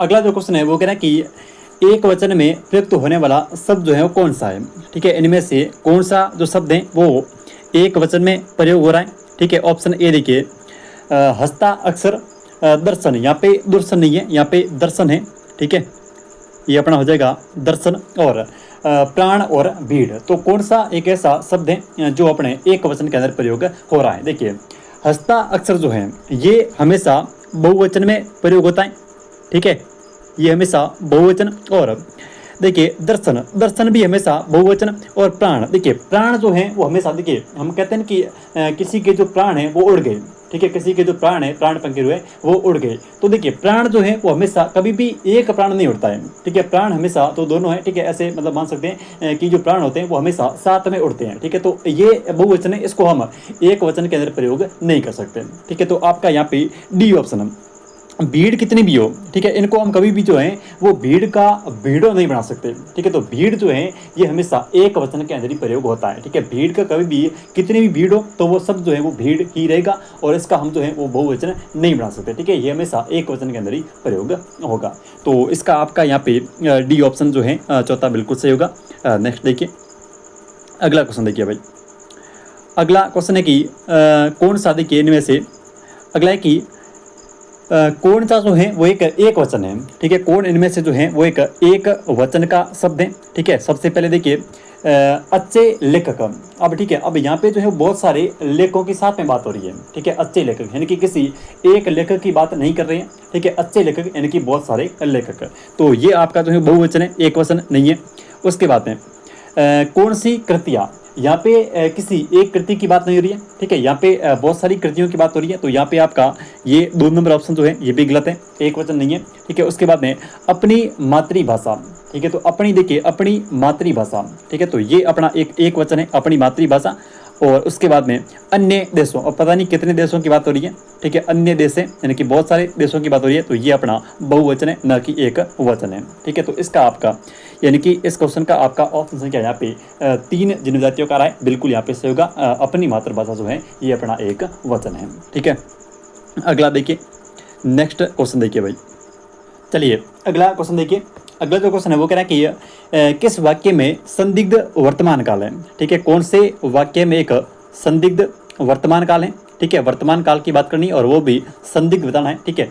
वह जो है वो घर जा चुका होगा। ठीक है, वह जो है वो घर जा चुका होगा।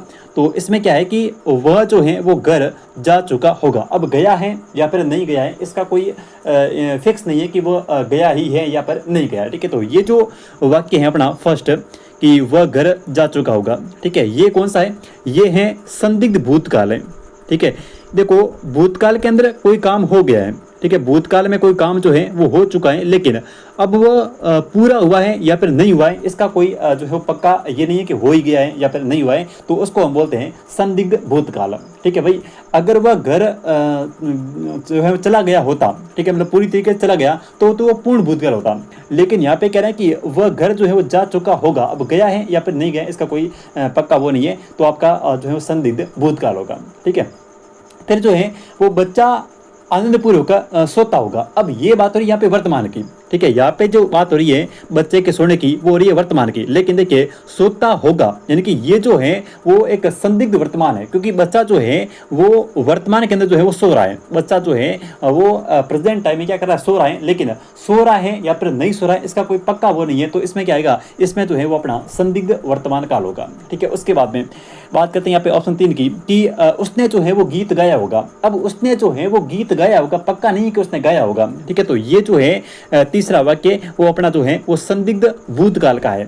ठीक है, ये जो वाक्य साथियों अपना तीसरा, ये भी संदिग्ध भूतकाल का है। और ऑप्शन 4 की बात करूं मैं कि शायद वह जयपुर जाए। अब शायद वह जयपुर जाए, अब जाए या न जाए इसका कोई भरोसा नहीं है, तो ये जो है वो संदिग्ध भविष्य काल है।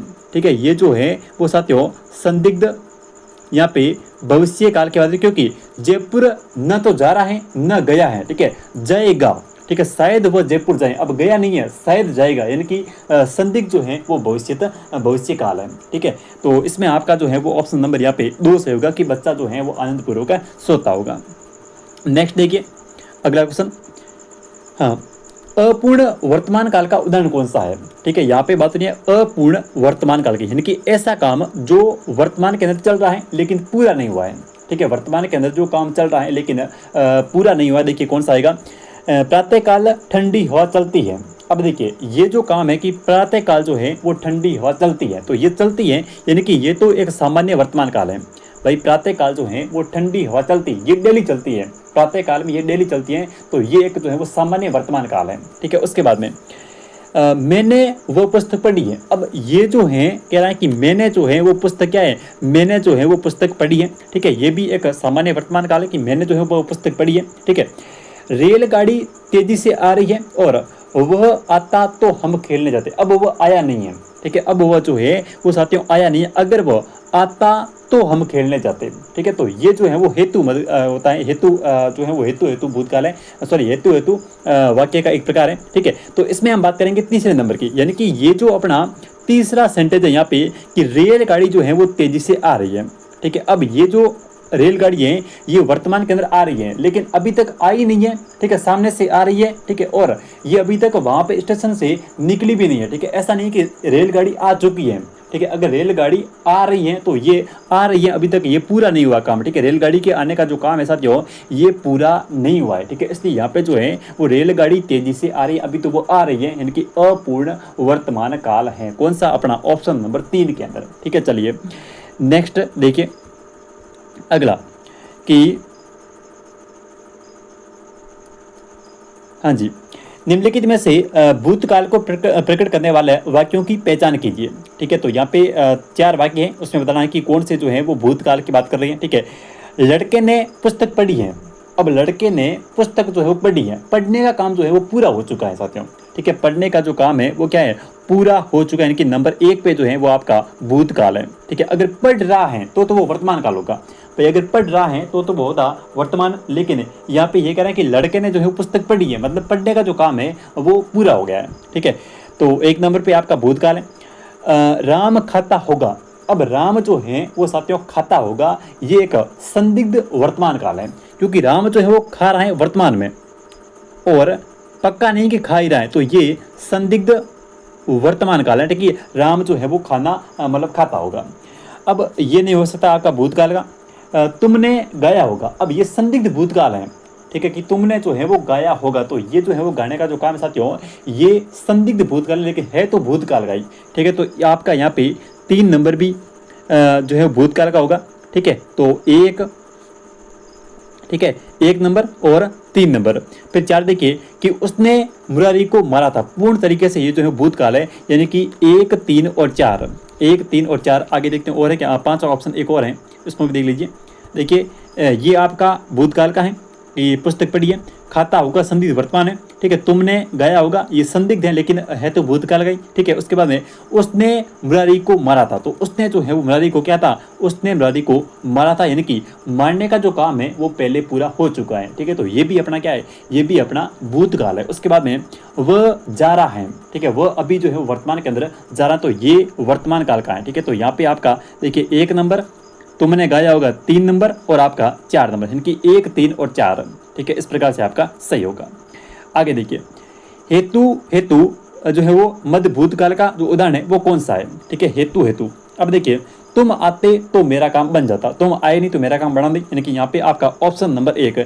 ठीक है, तो जैसे ऐसा होता तो वैसा हो जाता। ठीक है, हेतु में ये देखना है कि ऐसा होता तो फिर वैसा हो जाता। ठीक है, लेकिन ऐसा हुआ नहीं, इसलिए वैसा भी नहीं हुआ। तो यहाँ पे आपका 1 नंबर ऑप्शन सही है कि तुम आते तो मेरा काम बन जाता। ठीक है, लड़के थक गए थे, ये बात हो रही है भूतकाल की, कि लड़के जो है वो थक गए थे। अब चाहे वो किसी खेल को खेल रहे होंगे या कोई अन्य काम कर रहे होंगे, तो वो लड़के जो है वो थक गए थे। तो ये बात हो रही है पिछले भूतकाल की। ठीक है, इस साल बारिश होने की संभावना कम है। अब देखिए बारिश इस साल तो बहुत हुई है, लेकिन अगर बात करें तो इस साल, ये इस वाक्य के अकॉर्डिंग कि इस साल जो है वो बारिश होने की संभावना कम है। अब संभावना कम है, हो सकता है बारिश बहुत ज़्यादा भी हो जाए और हो सकता है बिल्कुल भी नहीं हो, लेकिन ये एक संभावना है, यानी कि ये जो है वो एक संदिग्ध भविष्य काल की बात हो रही है साथियों। ठीक है, ये जो है वो एक संदिग्ध भविष्य काल की बात हो रही है कि ऐसा हो सकता है भविष्य में या फिर नहीं भी हो। ठीक है, फिर ऑप्शन 4 है कि घोड़े के 4 पैर और 2 कान होते हैं। अब घोड़े के जो है वो 4 पैर और 2 कान होते हैं, तो यहाँ पे आपको देखना है कि कैसे है। घोड़े के 4 पैर और 2 कान होते हैं। भाई घोड़े के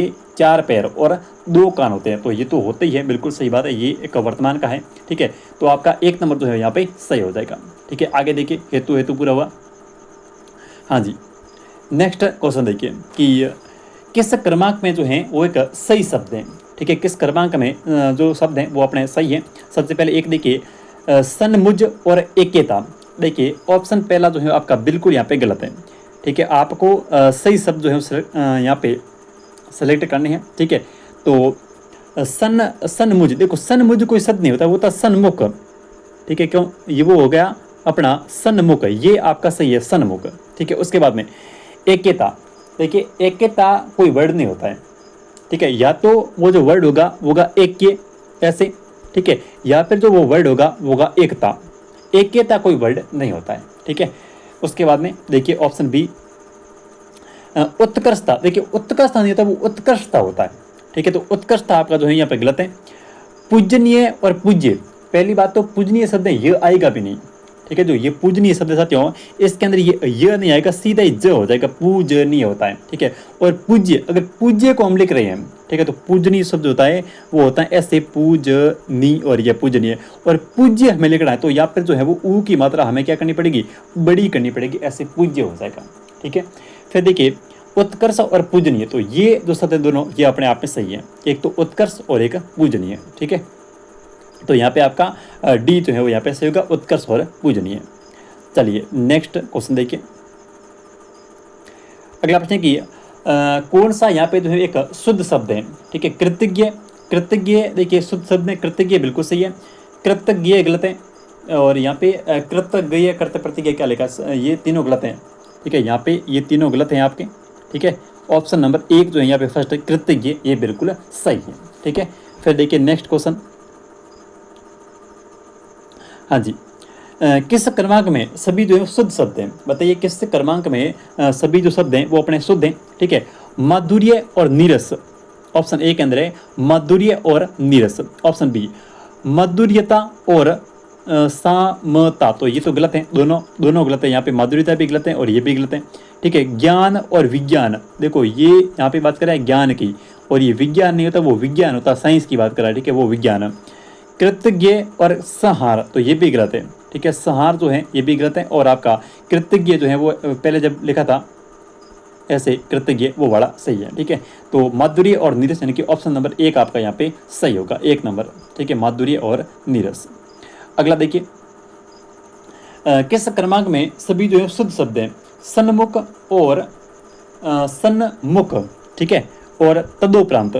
तो देखिए सन्मुख सही है, लेकिन तदुपरांत नहीं होता, ये तदुपरांत होता है, ठीक है। तदु प न अदा और तदुपरांत, ठीक है। उसके बाद में संप्रति और संस्कृत और संप्रति ये नहीं है, ये संस्कृत नहीं होता, वो संस्कृत होता है। वो अगर संस्कृत है तो वो ऐसा आ गया फिर तो संस्कृत।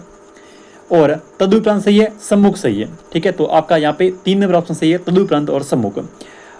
माननीय और निरपराधी दोनों गलत हैं, ठीक है। देखो माननीय लिखना है तो फिर यह नहीं आएगा बीच में, ठीक है, सीधा ऐसे लिख दो माननीय और यह, माननीय मुख्यमंत्री, ठीक है। तो माननीय और यह माननीय। और निरपराधी कुछ नहीं होता, वो निरपराध होता है, ठीक है। वो जो शब्द होगा नी र प रा और ध, निरपराध, ठीक है, निरपराध ये होगा। और ये कभी भी यह नहीं आएगा, इसमें सीधा आएगा माननीय और निरपराध, ठीक है। तो यहाँ पे आपका 3 नंबर 1 सही है, तदुपरांत और सम्मुख। नेक्स्ट देखो, किस क्रमांक में शुद्ध शब्द है, ठीक है, संतुष्ट और अनिष्ट। देखिए संतुष्ट जो है शब्द ये वाला अपना ये सही है संतुष्ट, लेकिन अनिष्ट जो है वो ये गलत है, क्योंकि देखो अनिष्ट जो है इसमें नी छोटी आएगी, ठीक है, अ नी स आदा और ट, अनिष्ट, नी की मात्रा जो है वो यहाँ पे छोटी आएगी। फिर देखिए कृतज्ञ वो नहीं था, कृतज्ञ के अंदर त के नीचे री की मात्रा इनकी कृतज्ञ, तो ये वाला होगा कृ त और ये कृतज्ञ। और विशिष्ट ये बिल्कुल अपने आप में सही है, विशिष्ट, ठीक है। प्रसाद और विष, विष सही है, ठीक है, विष जो है वो साथियों ये वाला विष ये अपना सही है, लेकिन ये प्रसाद गलत है, ठीक है, क्योंकि प्रसाद में वो स जो है सड़क वाला आएगा प्रसाद ऐसे, ठीक है। विशिष्ट और श्लिष्ट ये अपने आप में सही है, तो ऑप्शन नंबर आपका जो है वो यहाँ पे 4 से हो जाएगा, विशिष्ट और श्लिष्ट। नेक्स्ट देखो अगला, किस क्रमांक में जो है वो यहाँ पे शब्द जो है वो शुद्ध है, ठीक है, किस क्रमांक में यहाँ पे शब्द शुद्ध है, ठीक है। अभिषेक, अभिषेक या फिर तो अभिषेक में ये वाला स आएगा, ठीक है, षटकोण वाला, ठीक है। तो ये बन जाएगा अभि और शेक यानी कि अभिषेक। नेक्स्ट देखो अगला क्वेश्चन, अगला है कि किस क्रमांक में शुद्ध शब्द है, ठीक है, परिशिष्ट और पूर्व। देखो परिशिष्ट गलत है, ठीक है, परिशिष्ट जो है वो ये गलत है, और परिशिष्ट होना चाहिए, ठीक है, ठ की जगह आएगा यहाँ पे ट, परिशिष्ट। और पुरुष ये सही है। लावण्यता, लावण्यता शब्द क्या गलत है, लावण्यता शब्द जो है वो गलत है, और ये शब्द जो है वो लावण्यता नहीं होता, ये लावण्य होता है, ठीक है, लावण्य, लावण्य शब्द सही होगा। और व्यावहारिक नहीं था, वो व्यावहारिक होता है, व्यावहारिक, ठीक है, व्यावहारिक, व्यावहारिक नहीं होगा, ठीक है। यहाँ पे या आएगा, यहाँ पे जो है वो ये लिखा हुआ है, तो यहाँ पे आपका 2 नंबर सही होगा, पुरुष। नेक्स्ट, किस क्रमांक में सभी जो है शुद्ध शब्द हैं। आशीर्वाद गलत है, पहला ही, वह के ऊपर र आता है। अनुल सही है, बिल्कुल सही है। निरीक्षण गलत है, री की मात्रा बड़ी आएगी। कृपालु अपने आप में सही है। एक के गलत है, क्योंकि एक की मात्रा बड़ी आएगी। साप्ताहिक नहीं होता, वो साप्ताहिक होता है। तो सुन लीजिए एक बार दोबारा कि आजीविका आशीर्वाद ये सही है, आजीविका भी अपने आप सही है, ठीक है। अनुल सही है, आशीर्वाद ये आ गया। निरीक्षण में नी की मात्रा बड़ी आएगी, ठीक है, सॉरी ई की मात्रा, तो ये निरीक्षण होगा, ठीक है। कृपालु अपने आप में सही है। एक के में ए की मात्रा बड़ी आएगी, ऐसे आएगा एक के। और ये साप्ताहिक नहीं होता, ये होता है साप्ताहिक। क्या होता है, साप्ताहिक होता है, ठीक है। तो यहाँ पे आपका ये एक के, ये साप्ताहिक, और आपका 4 नंबर सही है, आजीविका और आशीर्वाद। नेक्स्ट, निम्नलिखित में से किस विकल्प के सभी शब्द शुद्ध हैं, ठीक है। निम्न में से किस विकल्प के सभी शब्द अपने आप में शुद्ध हैं, ठीक है। ऊर्ध्व और आध्यात्मिक, पहला ऊर्ध्व जो है ये सही है, ऊर्ध्व, उद र आता और वह ऊर्ध्व सही है, लेकिन आध्यात्मिक नहीं होता, वो आध्यात्मिक होता है, ठीक है, आध्यात्मिक, ठीक है, आध्यात्मिक, आध्यात्मिक होगा।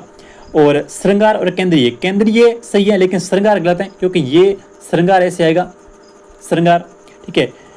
व्यवसायिक और शुद्धिकरण, तो बिल्कुल सही है, व्यवसायिक और शुद्धिकरण, व्यवसायिक भी सही है, शुद्धिकरण भी सही है, ठीक है। सन्यासी और मृत्युप्रांत, ठीक है, सन्यासी यहाँ पे गलत है, ठीक है, और मृत्युप्रांत जो है अपने आप में सही है। तो व्यावसायिक और शुद्धिकरण 3 नंबर ऑप्शन आपका यहाँ पे सही होगा, ठीक है। नेक्स्ट देखो अगला प्रश्न कि अंधे के हाथ बटेर लगना, ठीक है, इस लोकोक्ति का सही अर्थ क्या है?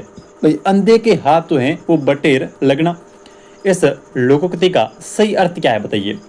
बिना ताकत की प्राप्ति, ताकत की प्राप्ति, और अयोग्य को अनायास उत्तम वस्तु मिलना, या फिर बिना आँख के प्राप्त करना, या फिर बिना आँख के पक्षी को मारना। ठीक है, तो यहाँ पे क्या होगा कि अंधे के हाथ बटेर लगना। ठीक है, इसका मतलब ये होता है कि अयोग्य को अनायास या फिर उत्तम जो वस्तु है उसका मिलना। ठीक है, तो इस क्वेश्चन का आपका यहाँ पे ऑप्शन नंबर 2 से होगा, अयोग्य या फिर अनायास या फिर उत्तम वस्तु को मिलना। ठीक है, अयोग्य व्यक्ति को। नेक्स्ट देखिए, इसका आपका 2 नंबर यहाँ पे से होगा, द्रौपदी का चीर। ठीक है, द्रौपदी का चीर का मतलब साड़ी या फिर कपड़ा जो भी है, ठीक है, वो खांसने पर पूरा नहीं होता है। ठीक है, तो उसको बोलते हैं द्रौपदी का चीर। ठीक है, इस मुहावरे का अर्थ क्या है? ठीक है, द्रौपदी का चीर होना, इसका अर्थ क्या होता है? असीमित होना, सब तरह से बुरा होना, या फिर अपमान होना, या फिर युद्ध की तैयारी करना। ठीक है, बताइए कौन सा यहाँ पे सही होगा? तो कभी भी जो है वो असीमित होना, यानी कि ऐसी चीज़ें, द्रौपदी का चीर जो है समाप्त नहीं होता, तो वैसे ये जो है वो असीमित होना, यानी कि जिसका कोई जो है वो लास्ट में नहीं हो उसको बोलते हैं, अंत नहीं हो। ठीक है, उसको बोलते हैं असीमित होना। ठीक है, तो द्रौपदी का चीर होना यानी कि असीमित होना। नेक्स्ट देखिए, अगला क्वेश्चन देखिए, किस क्रमांक में मुहावरा नहीं है यहाँ पे? ठीक है, किस क्रमांक के अंदर साथियों मुहावरा नहीं है? ठीक है, कौन से क्रमांक में मुहावरा नहीं है? ऑप्शन ए भागीरथ प्रयत्न। ठीक है, भागीरथ प्रयत्न सही है, बिल्कुल है। और अरसपिया लूटे कोयल पर मोर, या फिर समझ पर पत्थर पड़ना, और हाथों के तोते उड़ना। जब भी ध्यान रखें, कभी भी आपसे मुहावरा और लोकोक्ति में अंतर पूछें, ठीक है, कभी भी आपसे मुहावरा और लोकोक्ति में जब अंतर पूछे तो करना क्या है कि जब मुहावरा होगा तो मुहावरे के पीछे हमेशा जो है वो साथियों ना आता है। जैसे यहाँ पे देखिए, पढ़ना है, यहाँ पे उड़ना है, ठीक है, यहाँ पे प्रयत्न है। ठीक है, तो इसमें क्या होता है कि मुहावरे में हमेशा जो है वो पीछे ना की ध्वनि आती है। ठीक है, ना जो है अपना व्यंजन वो आता है।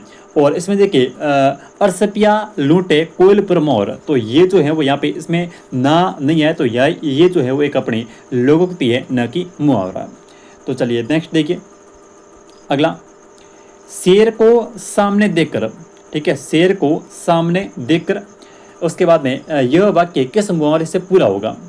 मैं 7वें आसमान पर पहुंच गया, मैं 7वें आसमान पर पहुंच गया, तो सिर को देखना एक बार।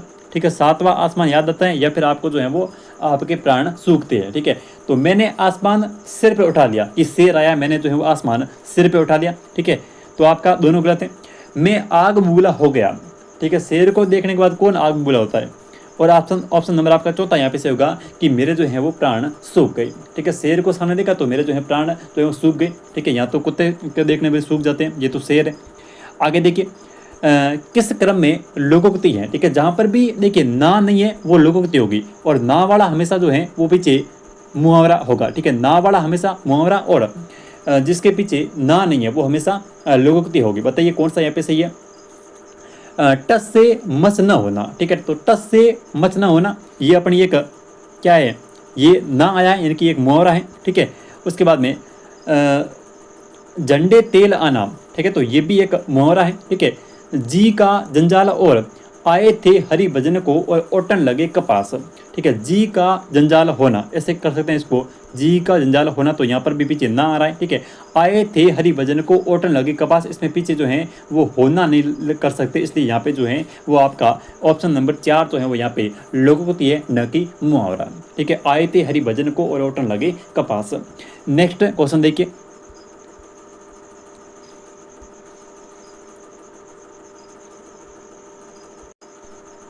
हाँ जी, अगला देखिए कि किस क्रम में जीती मक्की निगलना, इसका सही अर्थ है। ठीक है, जीती हुई यानी कि जीवती, ठीक है, जो जिंदा है उसको मक्की को निगलना। ठीक है, इसका कौन से के अंदर सही अर्थ है बताइए?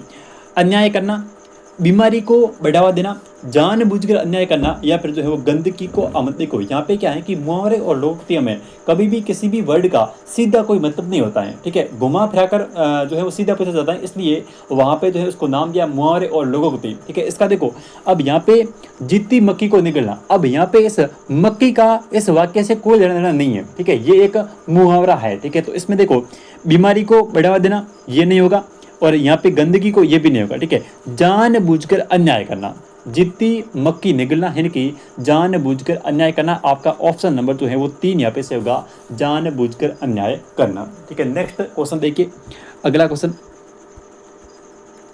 कि सही मुहावरा कौन सा है? सही मुहावरा किसके लिए?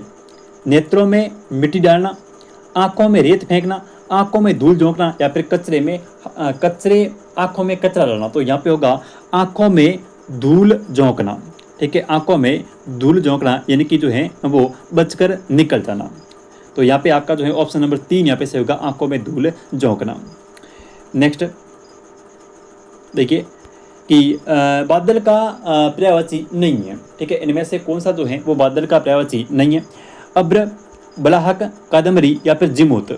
बादल का पर्यायवाची नहीं है अब्र, बालाहक, कादम्बरी या फिर जो है वो जिमूत। तो इसमें से कौन सा ऑप्शन नंबर आपका कौन सा सही होगा बताइए? 3 नंबर वाला बिल्कुल सही है, कादम्बरी। ठीक है, ये कादम्बरी जो है वो एक शायद शराब का पर्यायवाची है। ठीक है, कादम्बरी जो है वो है पर्यायवाची किसका? शराब का। तो आपका 3 नंबर यहाँ पे सही हो जाएगा। आगे देखिए, बादल जो है वो शब्द के सभी पर्यायवाची शब्द के समूह के अंदर है, बताइए। वारी, वाह, जलधि और नीरज।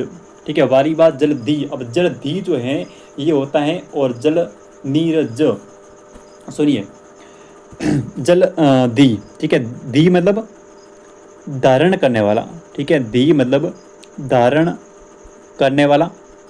और यहाँ पे ये जो नीरज है, नीरज ज यानी कि जन्म लेने वाला, जन्म लेने वाला।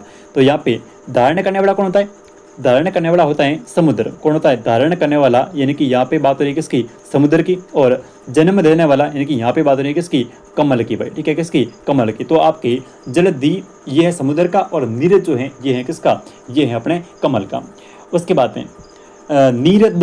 अब देखिए, नीरद यानी कि जो है वो देने वाला। ठीक है, जल को देने वाला, और देता कौन है? देता हमेशा बादल है। तो जो भी बादल के पर्यायवाची उनमें पीछे जो है वो हमेशा क्या आएगा? द आएगा। ठीक है, उसके बाद में देखिए,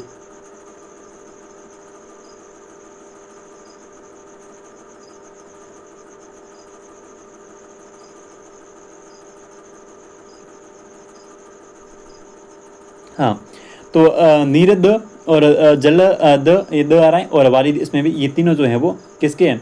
ये तीनों हो जाएंगे बादल के। ठीक है, नीरद, जलद और वारिद, क्योंकि तीनों के पीछे द आ रहा है, और द यानी कि देने वाला, और देता कौन है पानी को?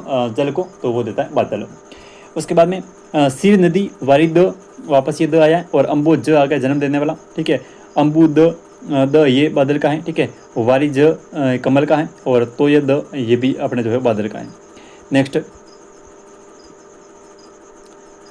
अगला क्वेश्चन देखिए कि इनमें से कौन सा जो शब्द है वो कमल का पर्यायवाची नहीं है? कमल, कमल जो है वो है जल में जन्म लेने वाला, तो पीछे ज आएगा। अम्बुज ये कमल का है, पंकज कमल है, और ये कंज और अज जो है ये साथियों अपने कमल का नहीं है। ठीक है, कंज जो है वो कमल का है। तो ऑप्शन नंबर आपका यहाँ पे 3 नंबर जो है वो सही होगा, अज। नेक्स्ट, तरकस का पर्यायवाची शब्द है। ठीक है, कौन सा यहाँ पे तरकस का पर्यायवाची है बताइए? धनुष, धनुष, तीर, धनुष, प्रत्यंचा या फिर निस्संग। तो यहाँ पे तरकस का पूछा है तो हो जाएगा निस्संग, यानी कि ऑप्शन संख्या आपका यहाँ पे डी से हो जाएगा निस्संग। ठीक है, नेक्स्ट, स्त्री का यहाँ पे नहीं है। ठीक है, स्त्री का कौन सा पर्यायवाची यहाँ पे स्त्री का नहीं है बताइए? तरुणी, प्रमदा जो है वो ललना, और इसके अलावा वामा, स्त्री, महिला। ठीक है, तो ये इसमें ललाम जो है ये अपना स्त्री का पर्यायवाची नहीं है। तो आपका 3 नंबर ऑप्शन यहाँ पे से होगा ललाम। ठीक है, नेक्स्ट अगला क्वेश्चन देखिए कि आस्तिक का विलोम शब्द क्या होगा बताइए? आस्तिक का विलोम शब्द क्या होगा? आस्तिक का हो जाएगा नास्तिक। क्या हो जाएगा? नास्ती नहीं, सिर्फ नास्तिक, नास्तिक पूरा शब्द है। तो आपका 2 नंबर यहाँ पे से होगा। आस्तिक का जो विलोम है वो हो गया नास्तिक। अगला देखिए, जरा का विलोम शब्द होता है। ठीक है, जरा शब्द का विलोम शब्द क्या होता है? थोड़ा, यौवन, जला या फिर अल्प। तो जरा का जो विलोम होगा वो होगा यौवन। क्या होगा? यौवन होगा। ठीक है, तो आपका 2 नंबर यहाँ पे से होगा, जरा का विलोम हो गया यौवन। अगला क्वेश्चन देखिए, कृपण का विलोम शब्द क्या होगा? ठीक है, कृपण, तो कृपण का हो जाएगा क्या हो जाएगा? परोपकारी, दानी, भिखारी या फिर स्वार्थी। तो इसका हो जाएगा आपका ऑप्शन संख्या कौन सा बताइए? कौन सा यहाँ पे से होगा? ऑप्शन नंबर आपका इसका दानी, कृपण का हो जाएगा दानी। ठीक है, तो 2 नंबर ऑप्शन से होगा कृपण का दानी। नेक्स्ट देखिए, सबल का विलोम शब्द क्या है, ठीक है। तो सबल का हो जाएगा निर्बल, ठीक है। तो यहाँ पे आपका 3 नंबर ऑप्शन सही होगा, सबल का हो जाएगा निर्बल, ठीक है। अगला देखिए, तो ये थे आज के अपने हिंदी के क्वेश्चन, और कैसे लगे एक बार कमेंट करके जरूर बताएं, और मिलते हैं कल एक नई क्लास में। तब तक के लिए जय हिंद जय भारत।